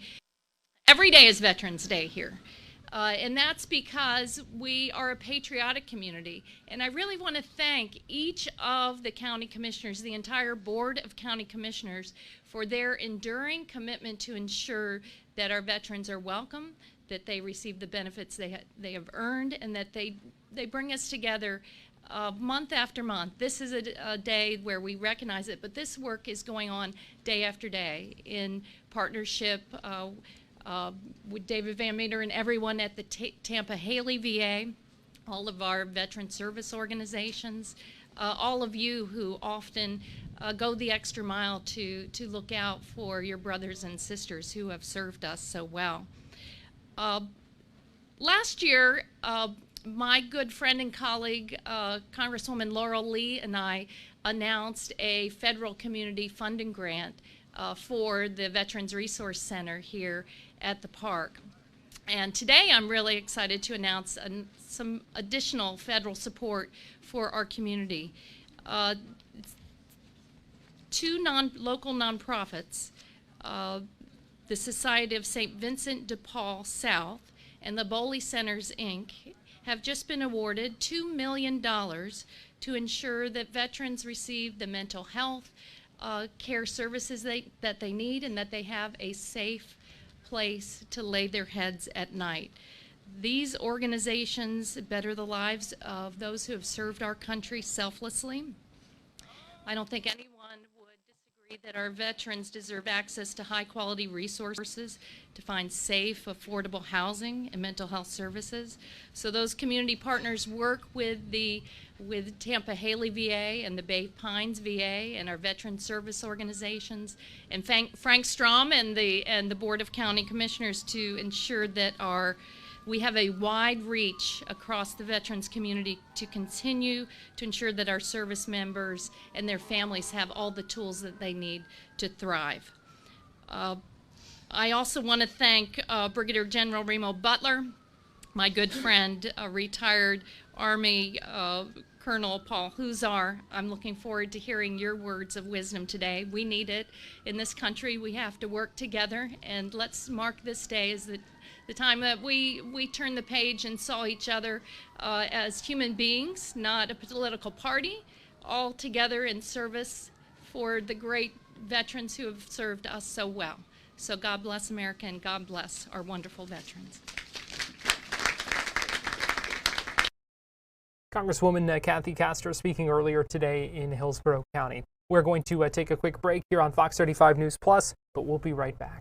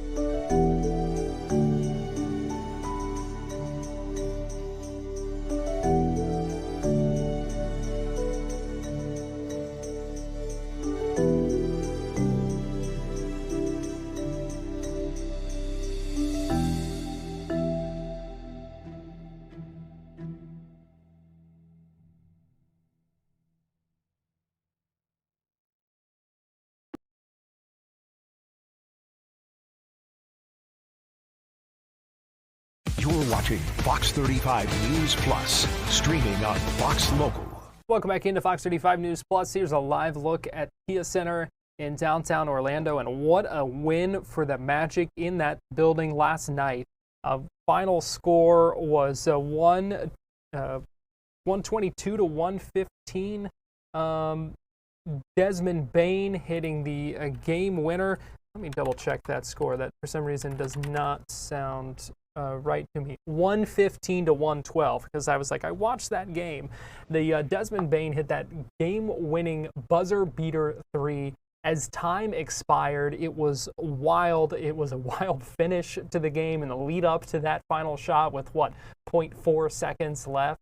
And it was a big win for the Magic. We talked about yesterday on our 2 o'clock show with Jason Beatty, the Orlando Magic beat writer for the Orlando Sentinel, and talking about some of what the Magic need to see, and they got some of that.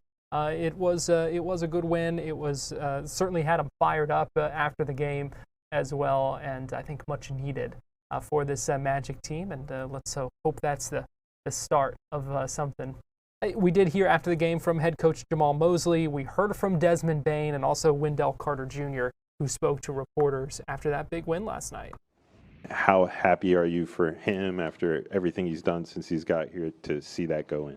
I mean, he won 3, and that was the big one. You know, I think that was great of him to have poise, for them to pay attention to that timeout, to understand exactly how to execute. And that's who he is. That's what he's done. He's done it many times in his career, to be able to hit big shots and step into the moment. And I'm just happy for him for sustaining it, for playing with that level of aggression throughout the game, making the right plays, and then he was rewarded at the end of the game by continuing to do the right thing, you know, for 48. What does it say about Paolo that despite those free throws he missed near the stretch, you got that big steal and had the awareness to call the timeout there? He's a basketball, you know, he has such a high basketball IQ. He understands moments. So that was great. He didn't let that rattle him. And that's what I told him in the locker room, just his ability to let that go, move past it, and then be able to get the steal and get the timeout for us to have an opportunity to get a game winner. What can, maybe we put too much emphasis on kind of the buzzer beaters and those moments, but what can gutting out a win like this, having the defense step up in the third quarter and kind of holding on at the end, what can a win like this do for this team and their confidence as they move forward? I think there's some momentum to it, but, I think more than anything, it was the process of everything we talked about. Yesterday you guys heard me snap out about 17 turns for 29 points. You take care of the basketball, you have 13 for 12, so you've given yourself opportunities. You continue to crash the glass, and you gave yourself chances throughout the game. You may not have shot it well, but we did the right things at the right times, and we stuck with the process to get this one done. Coach, 26% from the three-point line percentage on this game. Your team has not been shooting the ball well. How important it is to fix that, because you're always going to play hard on defense, you're going to be there in the games, but how important it is to hit that shot in a consistent manner? This league is make or miss in some ways, but I think the looks we're getting are great, and we did a better job of not turning them down, which I like, and then being able to find the right open man. So our guys have to continue to step into their shots, trust their process of how they're getting the shots, and we did share the basketball. I really did like it. We had 26 assists, so our ability to share it, we make a couple more, that changes. Coach, memorable finishes. This is one of those episodes this season that you guys can use for momentum as you go forward and keep working. Just talk about how this can help a team come together. Well, it's already a close-knit group. We had a great film session before this game, talking about the things that we need to do, the details we need to focus on.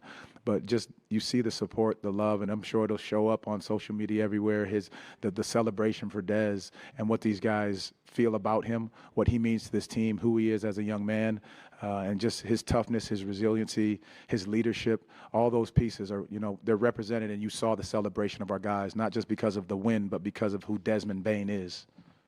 Coach, was Desmond the first choice? Was he the draw-up? Because Franz was looking left and then went right to make the pass. Yeah, I can't really give you what that was right now because of, scouting report. We might run it again, but I'm glad he got open and he was able to take that shot. Coach, the flow of the game seemed to slow down a lot for y'all in the third quarter. Is that is that more of what you guys are going for as you kind of wear teams down like you have in the past? And then it kind of creeped up on y'all in the fourth quarter a bit. What was the vibe change at that moment when you realize, oh, it's not a 9-point game right now, it's a 2-point game? I mean, just staying the course, understanding every team's going to make a run within a 48-minute game. Just being able to understand what we do in the huddles, our communication, understand the sets we're running, the matchups we may have. I think that's what our guys did a great job of communicating. The referees, there were a lot of whistles, so it slowed the game down, and there wasn't a lot of flow. But at the same time, we were able to sustain their run for the most part, and then be able to come out with the win. What does the moment feel like when you hit that and your team just tackles you essentially? Just what was that like? It was hard to process it really until like everything kind of slowed down. I mean, it was a back and forth game. Down the stretch, got close, got crazy, and we needed that one for sure. Des, take us through that play. What were you looking for, and how did you feel as the shot left your hands?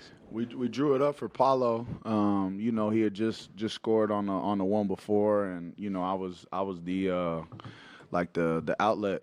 Dell set a good screen like he always do, and let it ride. Desmond, 0 for 5 before that shot. What is going through your mind? Do you reach anything deep into your head, into your past experience to really go and execute that type of shot? Nah, it's just trusting the work. I done put in the time, put in the work. Shots are going to go in. Some go in, some don't, but I trust them all. After a few misses out of the open, it looked like you started hunting your mid-range pull-up and the floater getting to the rim, feeding Wendell in the pick and roll. Was that a conscious effort to maybe still stay aggressive scoring, but shift from the threes to the drives? Just really trying to take what the defense was giving me. I never really predetermined like whether I'm going to shoot this or do that, but, just trying to remain aggressive all the way throughout. Des, you mentioned how important this win was. What can being able to gut a game out like this do for this group and kind of building some confidence and some swagger back with them? Yeah, I think it just brings teams together. I was talking about it out there, like you need those moments throughout the season. Close games that you win, close games that you lose. They all matter and, lead to something bigger down the road. Wendell, what was sort of your reaction to seeing him hit that shot? I mean, it was his only 3-point make of the game. It was a pretty big one. Oh, man, it didn't seem real being out there. When the ball left his fingertips, it was either we was winning the game or we weren't. And we went to overtime. But to see it go down, man, it was amazing. And, it was kind of all a blur. It's just happy for him. Just happy for this group, what he was able to do for us tonight, got us to win. So, like you said, though, it's just something that we can build off of, a lot of camaraderie off of that for sure. Wendell, hard work pays off. Just talk about you guys continuing to come together. And we saw it tonight, and it's one of those special moments in Magic history. What's the question? I'm sorry. Talk a little bit about just winning that game and just how special it is to be a part of it. Oh, man, it means a lot. I mean, I've been with this organization, going on 4 years now. I've been through the lows, the highs of it. But it's another level we can get to. And, this is a special year for us, knowing, adding guys like Desmond, Tyus, the rookies. We got an expectation that we set, going into training camp. And it's something that we got to continue to build on, both offensively and defensively. So a night like tonight, like I was saying before, can build the camaraderie of this team going into, going to MSG next and then the games going forward. So, it's something that we can definitely build off of. Paulo was a big reason why y'all got, were there to begin with. Yeah. But before the last couple of minutes of the game, but then obviously missing the free throws. Yeah. What do you talk to him in those moments? Do you let him be and kind of just let him get through it, or do you like pick him up, or what is the interactions? Just keeping them engaged in next play mentality. Like you said, like he missed some free throws down the stretch. Like we was joking with him, he just wanted to make it interesting for us. So, but in all seriousness, we want to he's not missing them on purpose. You know what I mean? So, we expect him, to make the plays that he made down the stretch. He made a big defensive stop to even get us that shot. So, we never look at him as, he lost us a game or anything like that. It's, Desmond hit the shot. You made it interesting. I think that's what he wanted tonight. Des, I know you're a vet and you've hit big shots in your career before, but when you get traded to a team and you're joining a new team, are these the type of moments you envision, in helping make a difference for a franchise and help propel them forward? Yeah. I just want to be a part of winning, but I think moments like tonight are like the ones that really help you settle into the new situation and, head first. P, just take us through that final play and what was going through your head as Desmond made that shot. Yeah, just knew we had to get a shot up, didn't have much time. And, when he caught it, I knew it had a chance. My angle was kind of funky. I couldn't really see, if it looked good or not. And then, obviously, it was straight through the net. So, great feeling. Probably the best game winner I've seen here in the Kia Center. What can that do for this team? It's just one game, but a moment like that early in the season do for this team? Yeah, it just can, ignite us to get some more wins and build on it. Obviously, it was a hard-fought game, start to finish, and came out on top. So, looking to build on it for sure. You guys had to gut that win out in several ways on both offense and defense. Did it feel tonight like you guys got a little bit closer to the character that this team has and what you guys have built over the last few years? Yeah, it was just thought our energy was good today.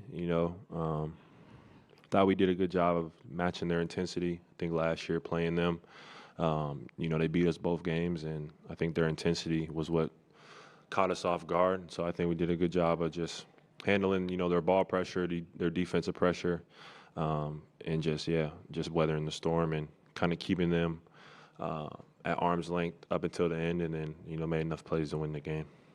What stood out to you about Wendell's performance tonight on both ends?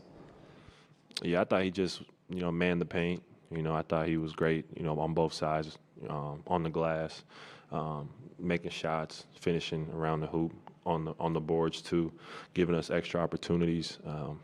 He's been playing great. So, he was big. Paolo, when you're in here with us, you're pretty even-keeled, don't show a ton of emotion. But when you see that shot go in, you ran up, you picked up Bain, fell down, you guys all dogpiled. What was that like to experience that emotion with your team? Oh, it was a rush of excitement for sure, especially for me. Him saving my ass like that. I didn't want to make it that exciting, so was glad that he made that shot and saved me. Missing those free throws, but. Yeah, he's a big time player. He just stayed with it the whole game, and coach drew up a good play, gave us multiple options, and found Desmond, and he knocked it down. Desmond saved y'all, but you also saved the team with your steal with Drew Holiday. Can you take us through that play and what's going through your head after you're making, you're missing these free throws and you got to make this next play? Yeah, just doing whatever I could do to get the ball back. They got me on that lob. They got us on that and got me where they slipped out and threw a lob and finished it. So I knew, we just had to be sharp on the next time with our switching before the ball was in. And then, he just put the ball down and I just went for it. And as soon as I grabbed it, I knew it had timeout, so I tried to call a timeout quick as I could. Paolo, the team has been showing more maturity and even surprises in closing moments, just like tonight. So from your perspective, what does a win like this say about the team's progress and maybe chemistry, especially with Desmond Bain's presence in the mix?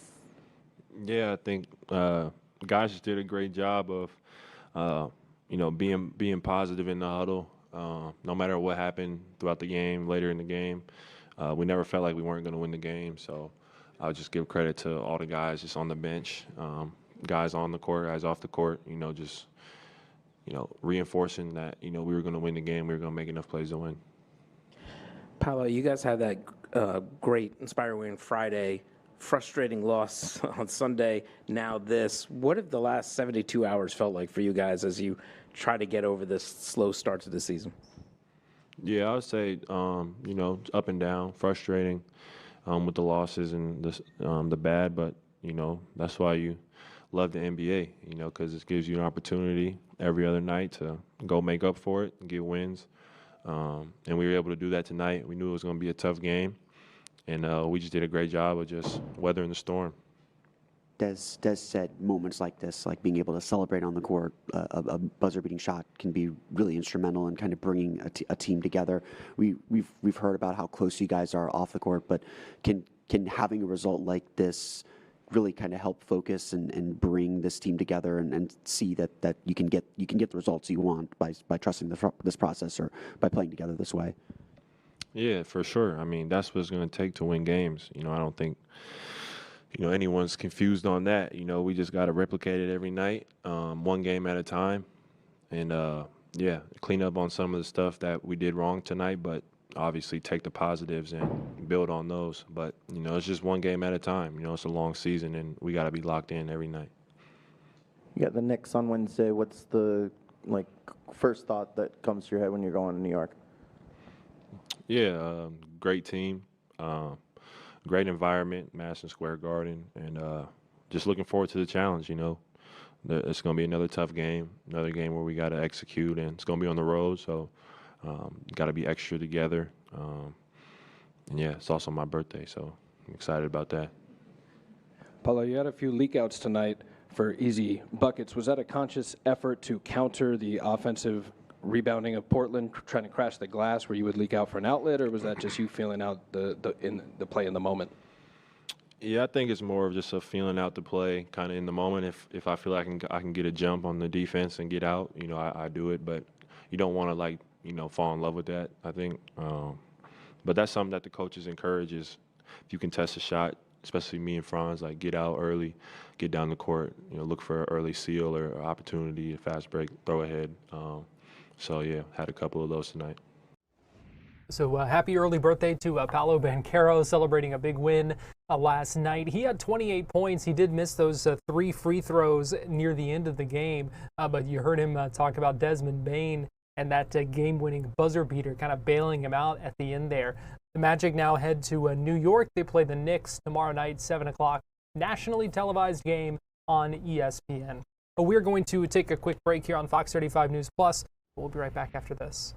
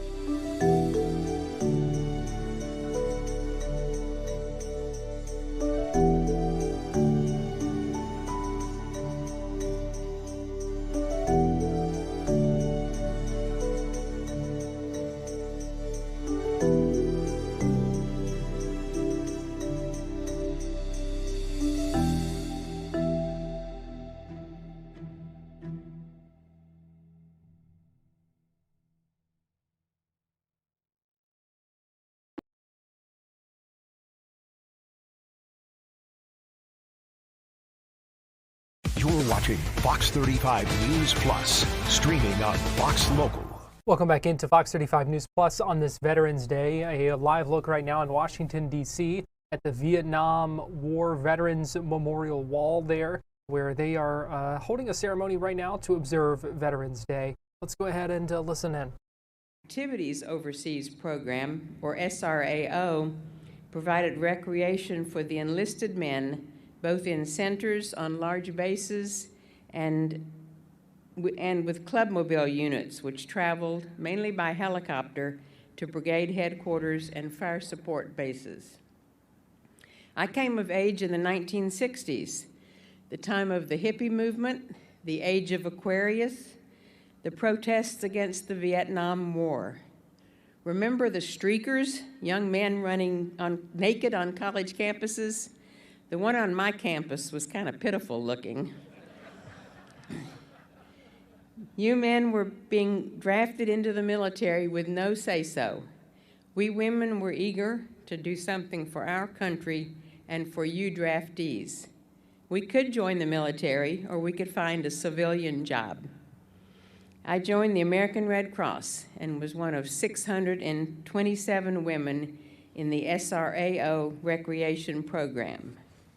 You called us donut dollies, a name first used in World War II for Red Cross women who made donuts and coffee in a 2.5-ton GMC truck, and then for the Red Cross women in Korea who served donuts made by Korean bakers.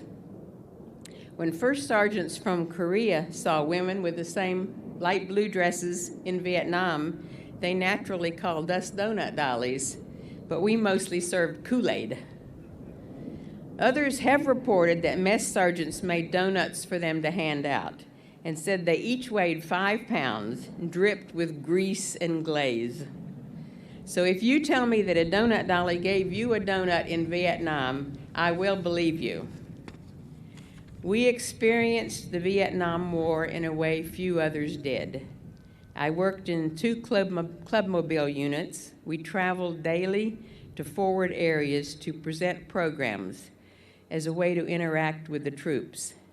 Divided into 2 teams, you men became competitive, forgetting to be shy with us.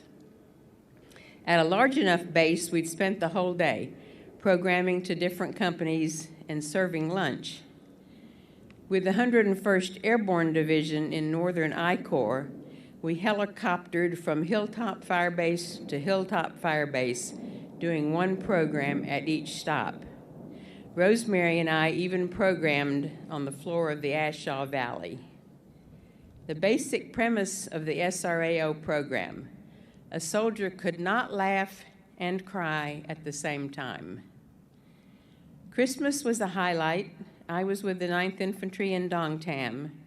We caroled as a group in base camp in Santa Claus suits and hats. Then we split up in pairs and visited as many forward units as we could. Each visit was brief, singing a little, handing out ditty bags, smiling, and sharing. If you asked us why we really went, you might get 627 different answers. If you asked us afterward about our service, our answers would be very similar. It was the best year of my life, my best Christmas ever. My personal adventures were completely awesome. That year changed my life. 57 American civilian women lost their lives in Vietnam, in addition to the 8 military nurses whose names are on the wall. 3 SRAO women died in country, not from enemy action. A 4th had finished her year and was on the baby lift plane that crashed in 1975. We remember them here: Hannah, Jenny, Lucinda, Sharon. To all veterans, you were the wind beneath our wings. We were a brief respite in your lives. Welcome home.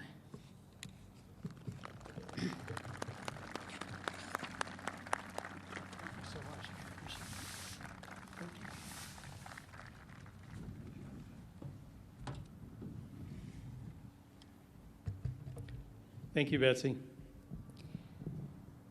Many of you recall that during our Memorial Day ceremony, we marked the 50th anniversary of the end of the war. And after looking back, we're now looking forward. I felt it was a great time to invite someone from our partner, the Vietnam Veterans of America, to talk about the future of VVA.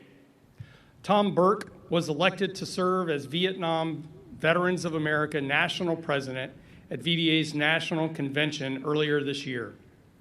A Navy veteran, Tom volunteered for service in 1963.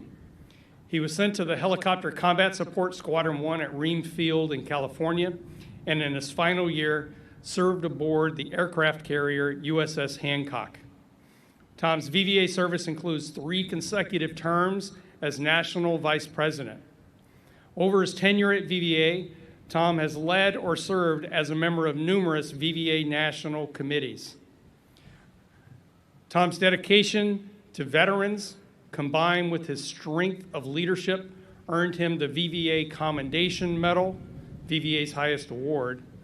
And in 2016, he was inducted into the Ohio Veterans Hall of Fame.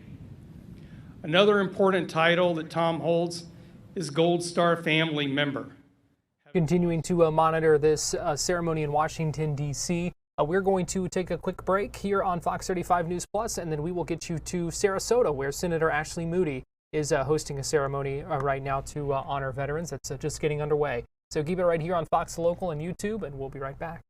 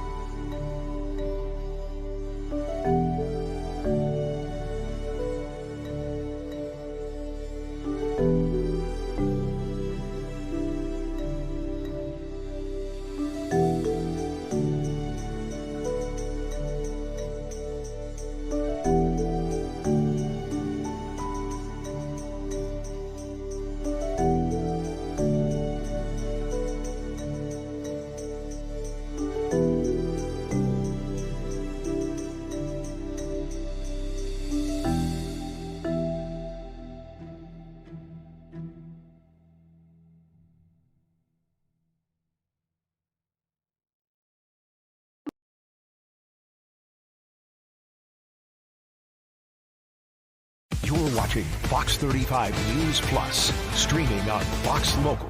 Welcome back into Fox 35 News Plus. You see this ceremony going on in Sarasota. This is at the VFW post there. Let's go ahead and listen in. You see on the right there, Ashley Moody, U.S. Senator from Florida here, who is expected to speak here momentarily. So let's go ahead and listen in at this Veterans Day ceremony in Sarasota.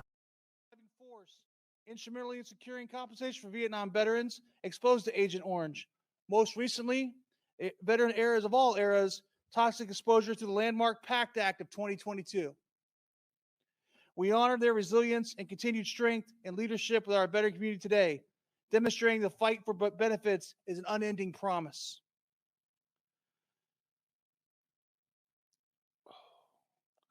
I want to take a moment to talk about the VFW Auxiliary. Including the relatives of those who have served in overseas combat, They are the heart of the VFW community, a support network standing shoulder to shoulder with our veterans for over a century. They are an essential force for good, embodying the principal service of action. I'm gonna wrap this up real quick. I want to give you guys a phrase to learn. It's called honor the contract. That is a VFW rallying cry and a powerful reminder of a mutual obligation between the veteran and the nation that they served. The veteran fulfilled their end of the contract by serving honorably, accepting profound risk. Now it's up to our leaders and every citizen to fulfill the nation's end of the contract. What does that mean? Ensuring timely, high-quality health care and benefits, easily accessible for all veterans. Advocating for legislative reforms that protect enhanced veterans' earned entitlements. Supporting the VFW and its auxiliary as they continue to fight every day for every veteran. As the commander just said a few minutes ago, every day is Veterans Day here at the VFW. Let us commit today to carrying on the legacy of our Vietnam veterans and the spirit of the VFW's education as we move forward. Let us work tirelessly to assure our nation's promise to its veterans is always upheld and our contracts are honored. I thank you all for the opportunity to speak in this wonderful event. I thank you all for what you've done for this country. Welcome home.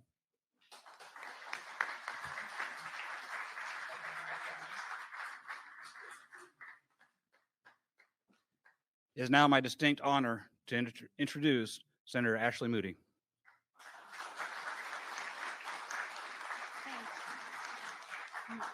Not necessary. Thank you very much. Thank you. My husband's standing up. He's like, I can't let all these other people show me up. If I don't stand up, I'm in trouble tonight. And let me start by sharing with you, so rarely in this crazy schedule do I get to appear with my husband at my side, which I wish was 24 hours a day, 7 days a week. But today he is with me for Veterans Day. I'd like to introduce you, Justin, if you'll stand up.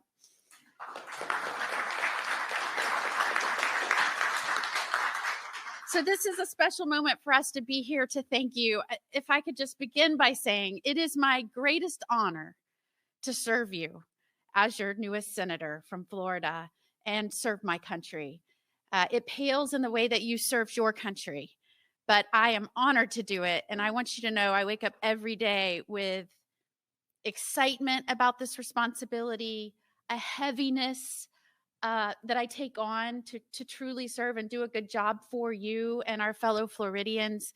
And I am honored that I was invited here today to celebrate this day with you. So thank you for welcoming me. We have someone here that I'd like to start off by recognizing specifically, and that is Senior Chief Marty Monaco. Is he here? Marty?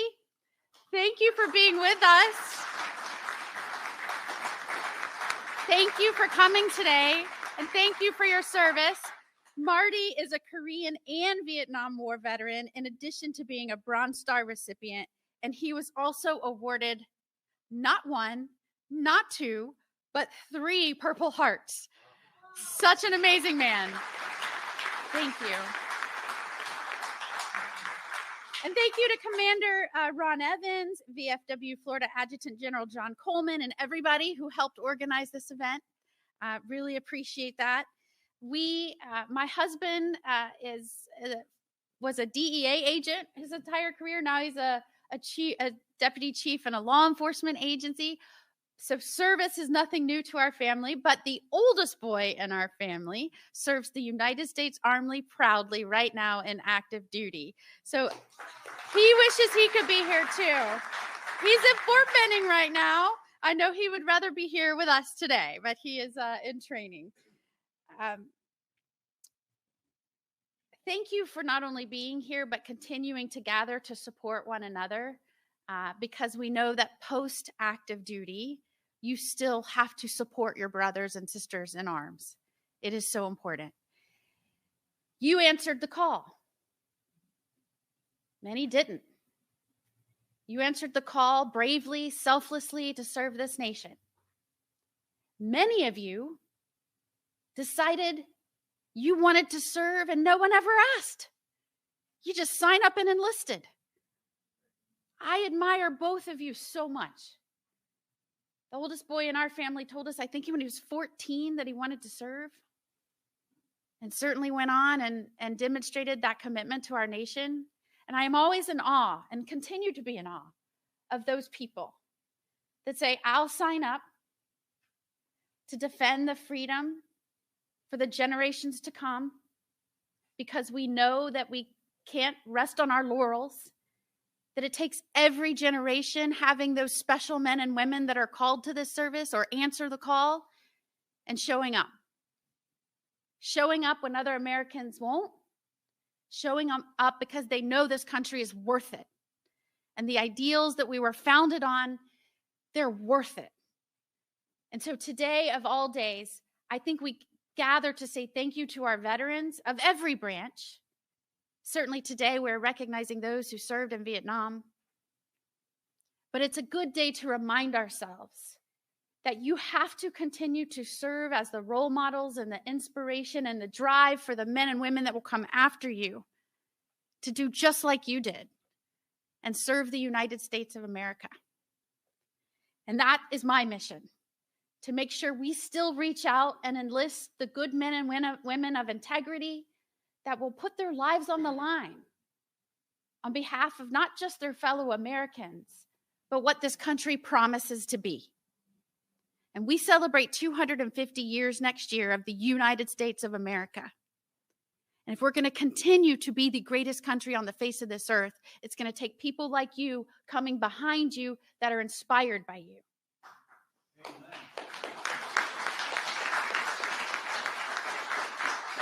So this afternoon, we are going to pay tribute to the men and women who served specifically during the Vietnam War and the Vietnam era. Yours was a generation that faced one of the most difficult and complex conflicts in our nation's history. You served in jungles, rice paddies, skies, and seas halfway across the world in a country the size of New Mexico, yet filled with unimaginable challenges. You endured monsoon rains, relentless heat, uncertainty every day. You flew helicopters through enemy fire, provided life-saving medical care under impossible conditions, and stood shoulder to shoulder in a noble and valiant effort in service to your country and to preserve freedom in this world. Nearly 9 million Americans served during the Vietnam era. More than 300,000 were wounded, over 58,000 gave their lives, and most of them barely 23 years old. And even now, more than 1,600 remain missing in action. But your sacrifices cannot be measured by numbers alone. Some spent years as prisoners of war. Some never made it home. And far too many who did return faced a country divided, not with parades and gratitude, but with silence, often misunderstanding, even at times hostility. And that was an injustice that time cannot erase, but one our nation must never forget. And through all of that, your courage never faltered. Your bravery was not only shown on that battlefield, but in your resilience and in the quiet strength of rebuilding your lives and standing by your fellow veterans and enduring devotion to duty. And that steadfast loyalty reflects the very best of the American spirit. We pause to remember the fallen heroes, the 58,000 names carved into black granite at the Vietnam Veterans Memorial in Washington, D.C. Each name tells a story of a promise kept, a life cut short, and a sacrifice beyond measure. Those names remind us that freedom is not free. It is earned, preserved, and passed on to our next generation by service and sacrifice like yours. The Vietnam War left deep marks on our nation. It tested our resolve, divided our people at times, and forced us to reckon with the meaning of service and sacrifice. Yet one truth endured. The men and women who fought bravely and served this country, regardless of the politics of the time, deserve our unending respect and gratitude. We must ensure no veteran service is forgotten or demeaned. We must honor them, not just with our words, but with our actions, by providing care, building understanding, standing united in our commitment to not only those who served, but their families. And I am reminded of a Vietnam veteran who was once asked if he ever regretted that service. And he paused for a moment and then quietly responded, "I did my duty. I stood by my brothers, and I'd do it again." That simple statement captures the heart of an entire generation. A generation of warriors that were strong and loyal and true to that calling and true to their duty. So today, let us reaffirm our promise. We will never forget your courage and those who never made it home. We'll never forget that sacrifice. We'll never forget the price paid to preserve freedom in this world. And to all the veterans here from every branch, every conflict, every era, thank you. Your strength and devotion continue to inspire all Americans. It inspires my family, and your legacy will endure for generations to come. It is my great honor to stand with you on today, Veterans Day, to thank you, honor you, and to promise you that this nation will always remember what you did for us. May God bless our Vietnam veterans. May God bless all who have worn our nation's uniform. And may God continue to bless our great United States of America. Thank you so much.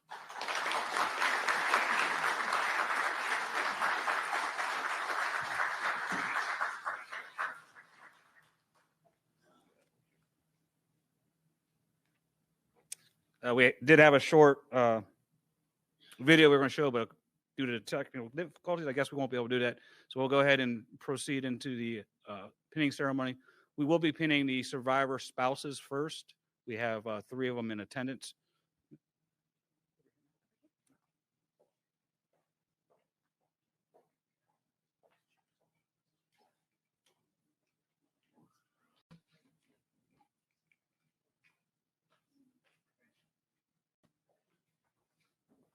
It's a good thing these guys are telling me what to do. I feel like I'm in boot camp. Surviving Edward Ellington.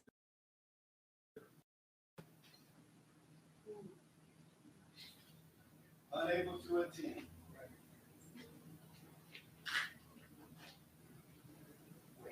Ginger Jacobson.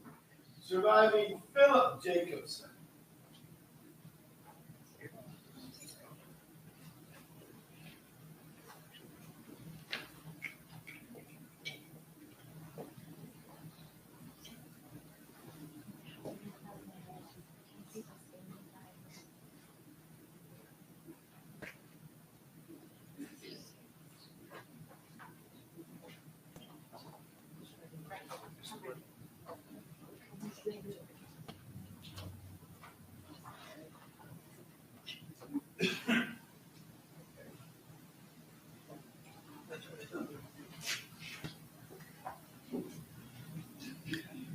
Nadja Swihart, surviving Albert Blake, not able to attend.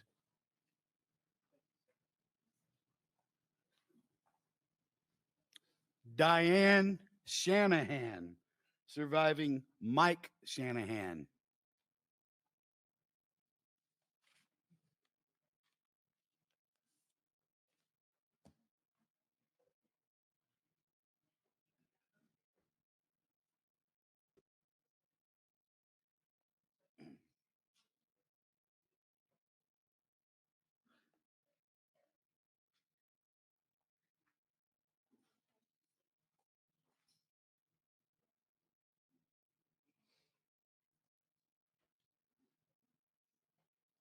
And now for the veterans.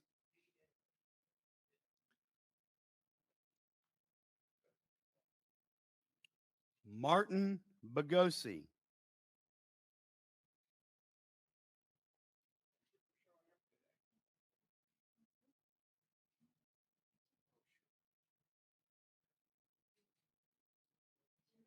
Number of veterans being honored with a pinning ceremony now at the VFW in Sarasota, where they are holding this veterans ceremony. Senator Ashley Moody speaking just a few moments ago as well. We are going to take a break here on Fox 35 News Plus, but we'll be right back.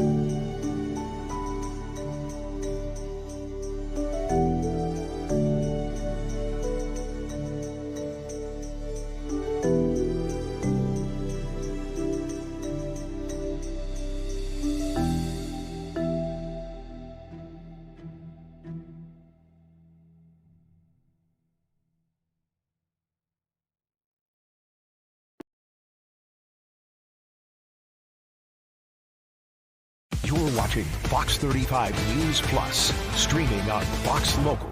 Welcome back into Fox 35 News Plus. I'm Garrett Wymer, and thanks for joining us on this Tuesday afternoon live on Fox Local and on YouTube. A group of local veterans honored service members today by lacing up their shoes, and they carried up an American flag with them this morning as they went 13 miles through Sanford. Fox 35's Marley Capper met up with them this morning as they wrapped up their event.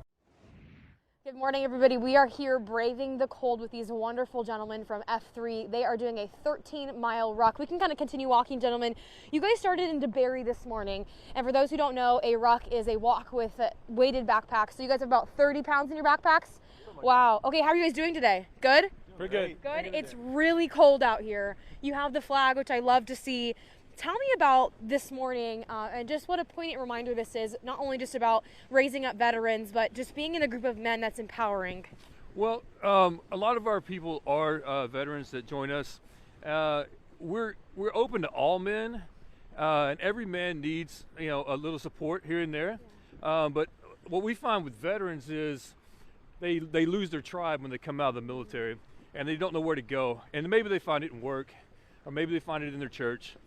We just like to provide another opportunity for men, all men, but veterans as well, to find their tribe and find the mission and purpose is what they're missing usually when they come out. So. I love that. So it's faith, fitness, and fellowship. Is that the right order?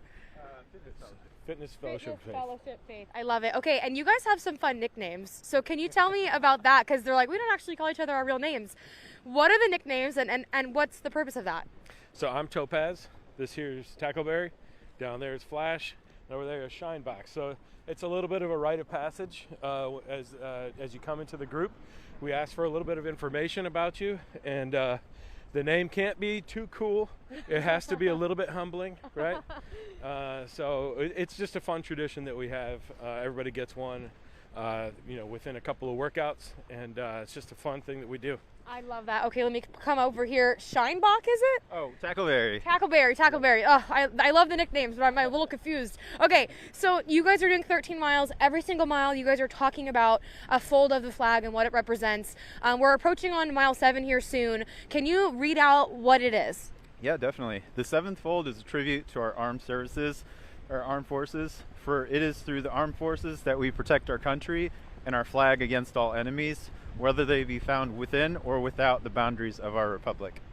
When you read that, does anything stick out to you, or why is it so important to read each of these? Yeah, I think it's impactful going through this. The communities that we're reaching out to, the men that Shinebox is mentioning, it's just finding that community. It's really awesome that today, going through this every mile, we actually, when we stop, the community is actually waving us down and cheering us on, so it's really cool. Yeah, right after we got live from the 7 o'clock hour, somebody was from their apartment was like, good job, we see you, we were just watching. So it's been really great to see the support.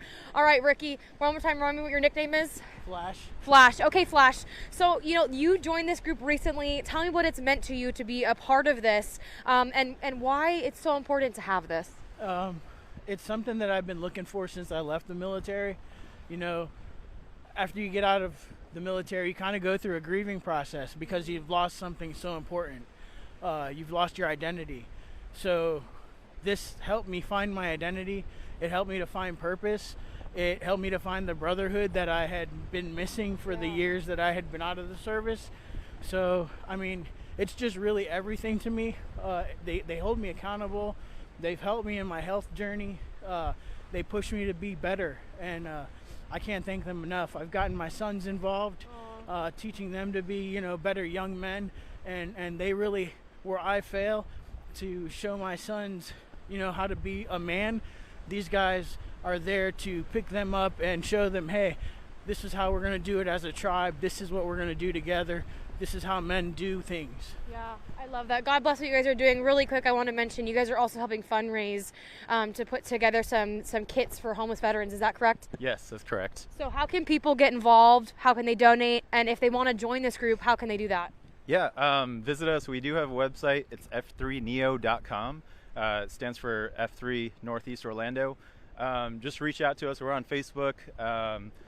And it's a whole global organization, nonprofit, f3nation.com as well. I love it. Okay, there you go. Thank you guys so much for having us this morning. Kind of slowing them down a little bit, so I appreciate it. But it is cold, it is windy. The water here across Lake Monroe is absolutely crazy. So happy Veterans Day to all of the veterans out there, my grandparents, my aunt and uncle, all of these men here. We're so grateful for everything that you guys have done for our country. So we'll send it back to you guys for now, but wishing every veteran a happy day today. It was Fox 35's Marley Capper catching up with them in Sanford as they walked along the river walk there after walking 13 miles in honor of veterans. They talked about their community and how they hope to provide that for others as well. Also on this Veterans Day, I want to introduce you to Gene Croyle. He is a World War II veteran who lives in Lake Mary, and as Fox 35's Stephanie Rivas shows us, still has a lot to teach others about perseverance and patriotism with every step he takes. At 100 years old, Gene is a man with a routine, a sailor's rhythm that never left him. 5 flights of stairs, twice a day. With 2 walking sticks, Gene marches the perimeter of the facility. I keep joking I'm running security, but it's an exercise that I need. And everyone else is just trying to keep up. Thank you. And is it ever too hot for you, Gene? No, as long as I got my shades on, I can stand the sunshine and the heat. Gene has seen far rougher conditions. We didn't consider dangerous the same as we do now, or I didn't. Sidney Eugene Croyle didn't get drafted. He signed up to join the fight in the middle of World War II, waving goodbye to farm life in Kansas at 17. I was a teenager. In fact, I was a puppy when I got my puppy tag. So I didn't get a dog tag, I got a puppy tag. He trained in Morse code and radar, rising to the rank of Aviation Radio Man 3rd Class. Were you quick at the time? Well, it's dit-da, da, dit, and so on like that through the alphabet. When we got graduated from radio school, we had to learn it at 16 words a minute. He flew in patrol bombers like this PBY, keeping his crew connected and on course on countless missions in Southeast Asia. Quite the culture shock for a farm boy like Gene. Was in the Philippines and in Indonesia. And when I left the States, it was entirely a different world, but it was always interesting. Interesting. And one staffer at Sonata Lake Mary couldn't agree more. Desiree Francis is cataloging every veteran's story at the facility. Hi, Charles. How are you? Snapping pictures for a Veterans Day showcase. Beautiful. All right. Looking good. At 35 years old, Desiree doesn't want people to forget their sacrifice. It lets you know that if they had the courage to do it, why can't we continue to do that? You don't want to let them down. I mean, they've sacrificed a lot to do what they did to serve our country. There you are. After a century, love of country is always present. He calls this his trophy room. Well, this is a clock that came off of the submarine. And Gene still wears that puppy tag every day. I was not old enough to be a dog when I got it. At lunch with friends or during his daily ritual. His time in the Navy has been a North Star for how he lives his life. Now, what's your secret, Gene? 100 years. One day at a time, do the best you can, and don't worry about the next day till the next day gets here. Sharing wisdom and humor with an even stride and a sailor's cadence. Fox 35's Stephanie Rivas reporting. Takes it one day at a time, takes it one step at a time, 100 years old and still in great shape, it seems like. Oh, we're going to take a break here on Fox 35 News Plus, but we'll be right back after this, so keep it here on Fox Local and YouTube.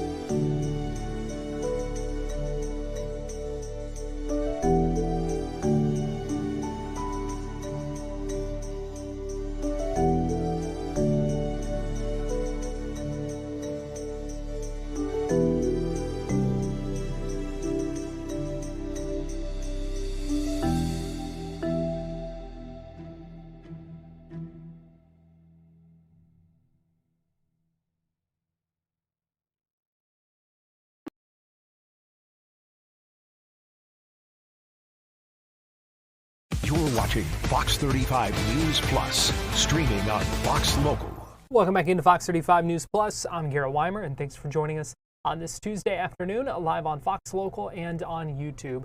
We're seeing some growing concerns about AI in the classroom, and some college students across the country being flagged for potential plagiarism over use of AI, or maybe even using some apps that aren't necessarily ones that you would think might get you in trouble. So this morning on GDO, Allison Slater-Tate, who's the director of college counseling at Lake Mary Prep School, she was on GDO to talk about what students should keep in mind when it comes to writing papers and essays for school in this age of artificial intelligence. So this is a big topic, and I actually had a friend who reached out to me, and her family went through this with a college essay that was written, and her son was very upset because it got flagged even though he didn't plagiarize. Right. What do you want parents and students to know as they tackle this process? Right, and so we talked, and your friend's student is at college. Right. And in college, we are seeing students getting flagged for AI and for plagiarism when they didn't necessarily use AI to write their essays. Unfortunately, apps like Grammarly can make students' essays come up as AI. So I think that students need to be really careful about using those apps in their writing.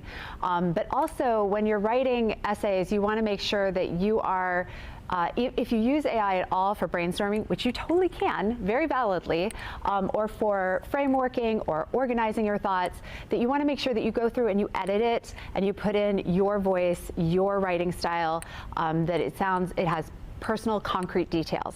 So it's different for a college essay where you're doing an analysis or a research project and doing a college admissions essay. Those are two separate things. Okay, so let's talk about college admissions, because listen, these kids, they just work so hard on their entrance essays, don't they? Yeah. And rewrites and constantly tinkering and trying to get it just perfect. Right. What do you want those kids to know? I think this year I'm seeing a lot of anxiety from kids who are worried that their essays are going to come across and that somebody is going to use in the college admissions process. One of the colleges are going to run them through an AI checker and say, this is AI. That's not happening. So I want to make sure people know that's not happening. And the reason it's not happening is because AI checkers are not advanced enough to be foolproof. And so the colleges and college professors can decide to do things their way, but in college admissions, the admissions officers are not running their essays through AI checkers. What students need to do for those personal essays that they are working so hard on is they need to make sure that when they read it out loud, it sounds like their voice. It should not sound like anybody else could have written it. It shouldn't sound like a robot could have written it. It should align with their grades and their scores and the level of English classes that they've been in. It shouldn't sound like their parents wrote it. Colleges are not looking for 50-year-old professional writers. They are looking for 17-year-old voices, so it should sound like a 17-year-old wrote it. Right, it's great advice, and I think that there is a lot of fear right now because there is some of these colleges are punishing kids, right, or even saying okay that you're getting kicked out of school because we think that this is not legitimate. Right. Is there some it's a little nerve-wracking for these kids, right? I don't know. It's hard to know what advice to give them. It is at the college level. Once they're at college, it's hard to give advice because colleges all have different policies right now, and they're all working that out. We're building this plane while we fly it. AI is new, things are new, professors are dealing with this in a new and different way than they didn't even imagine they'd be in this position.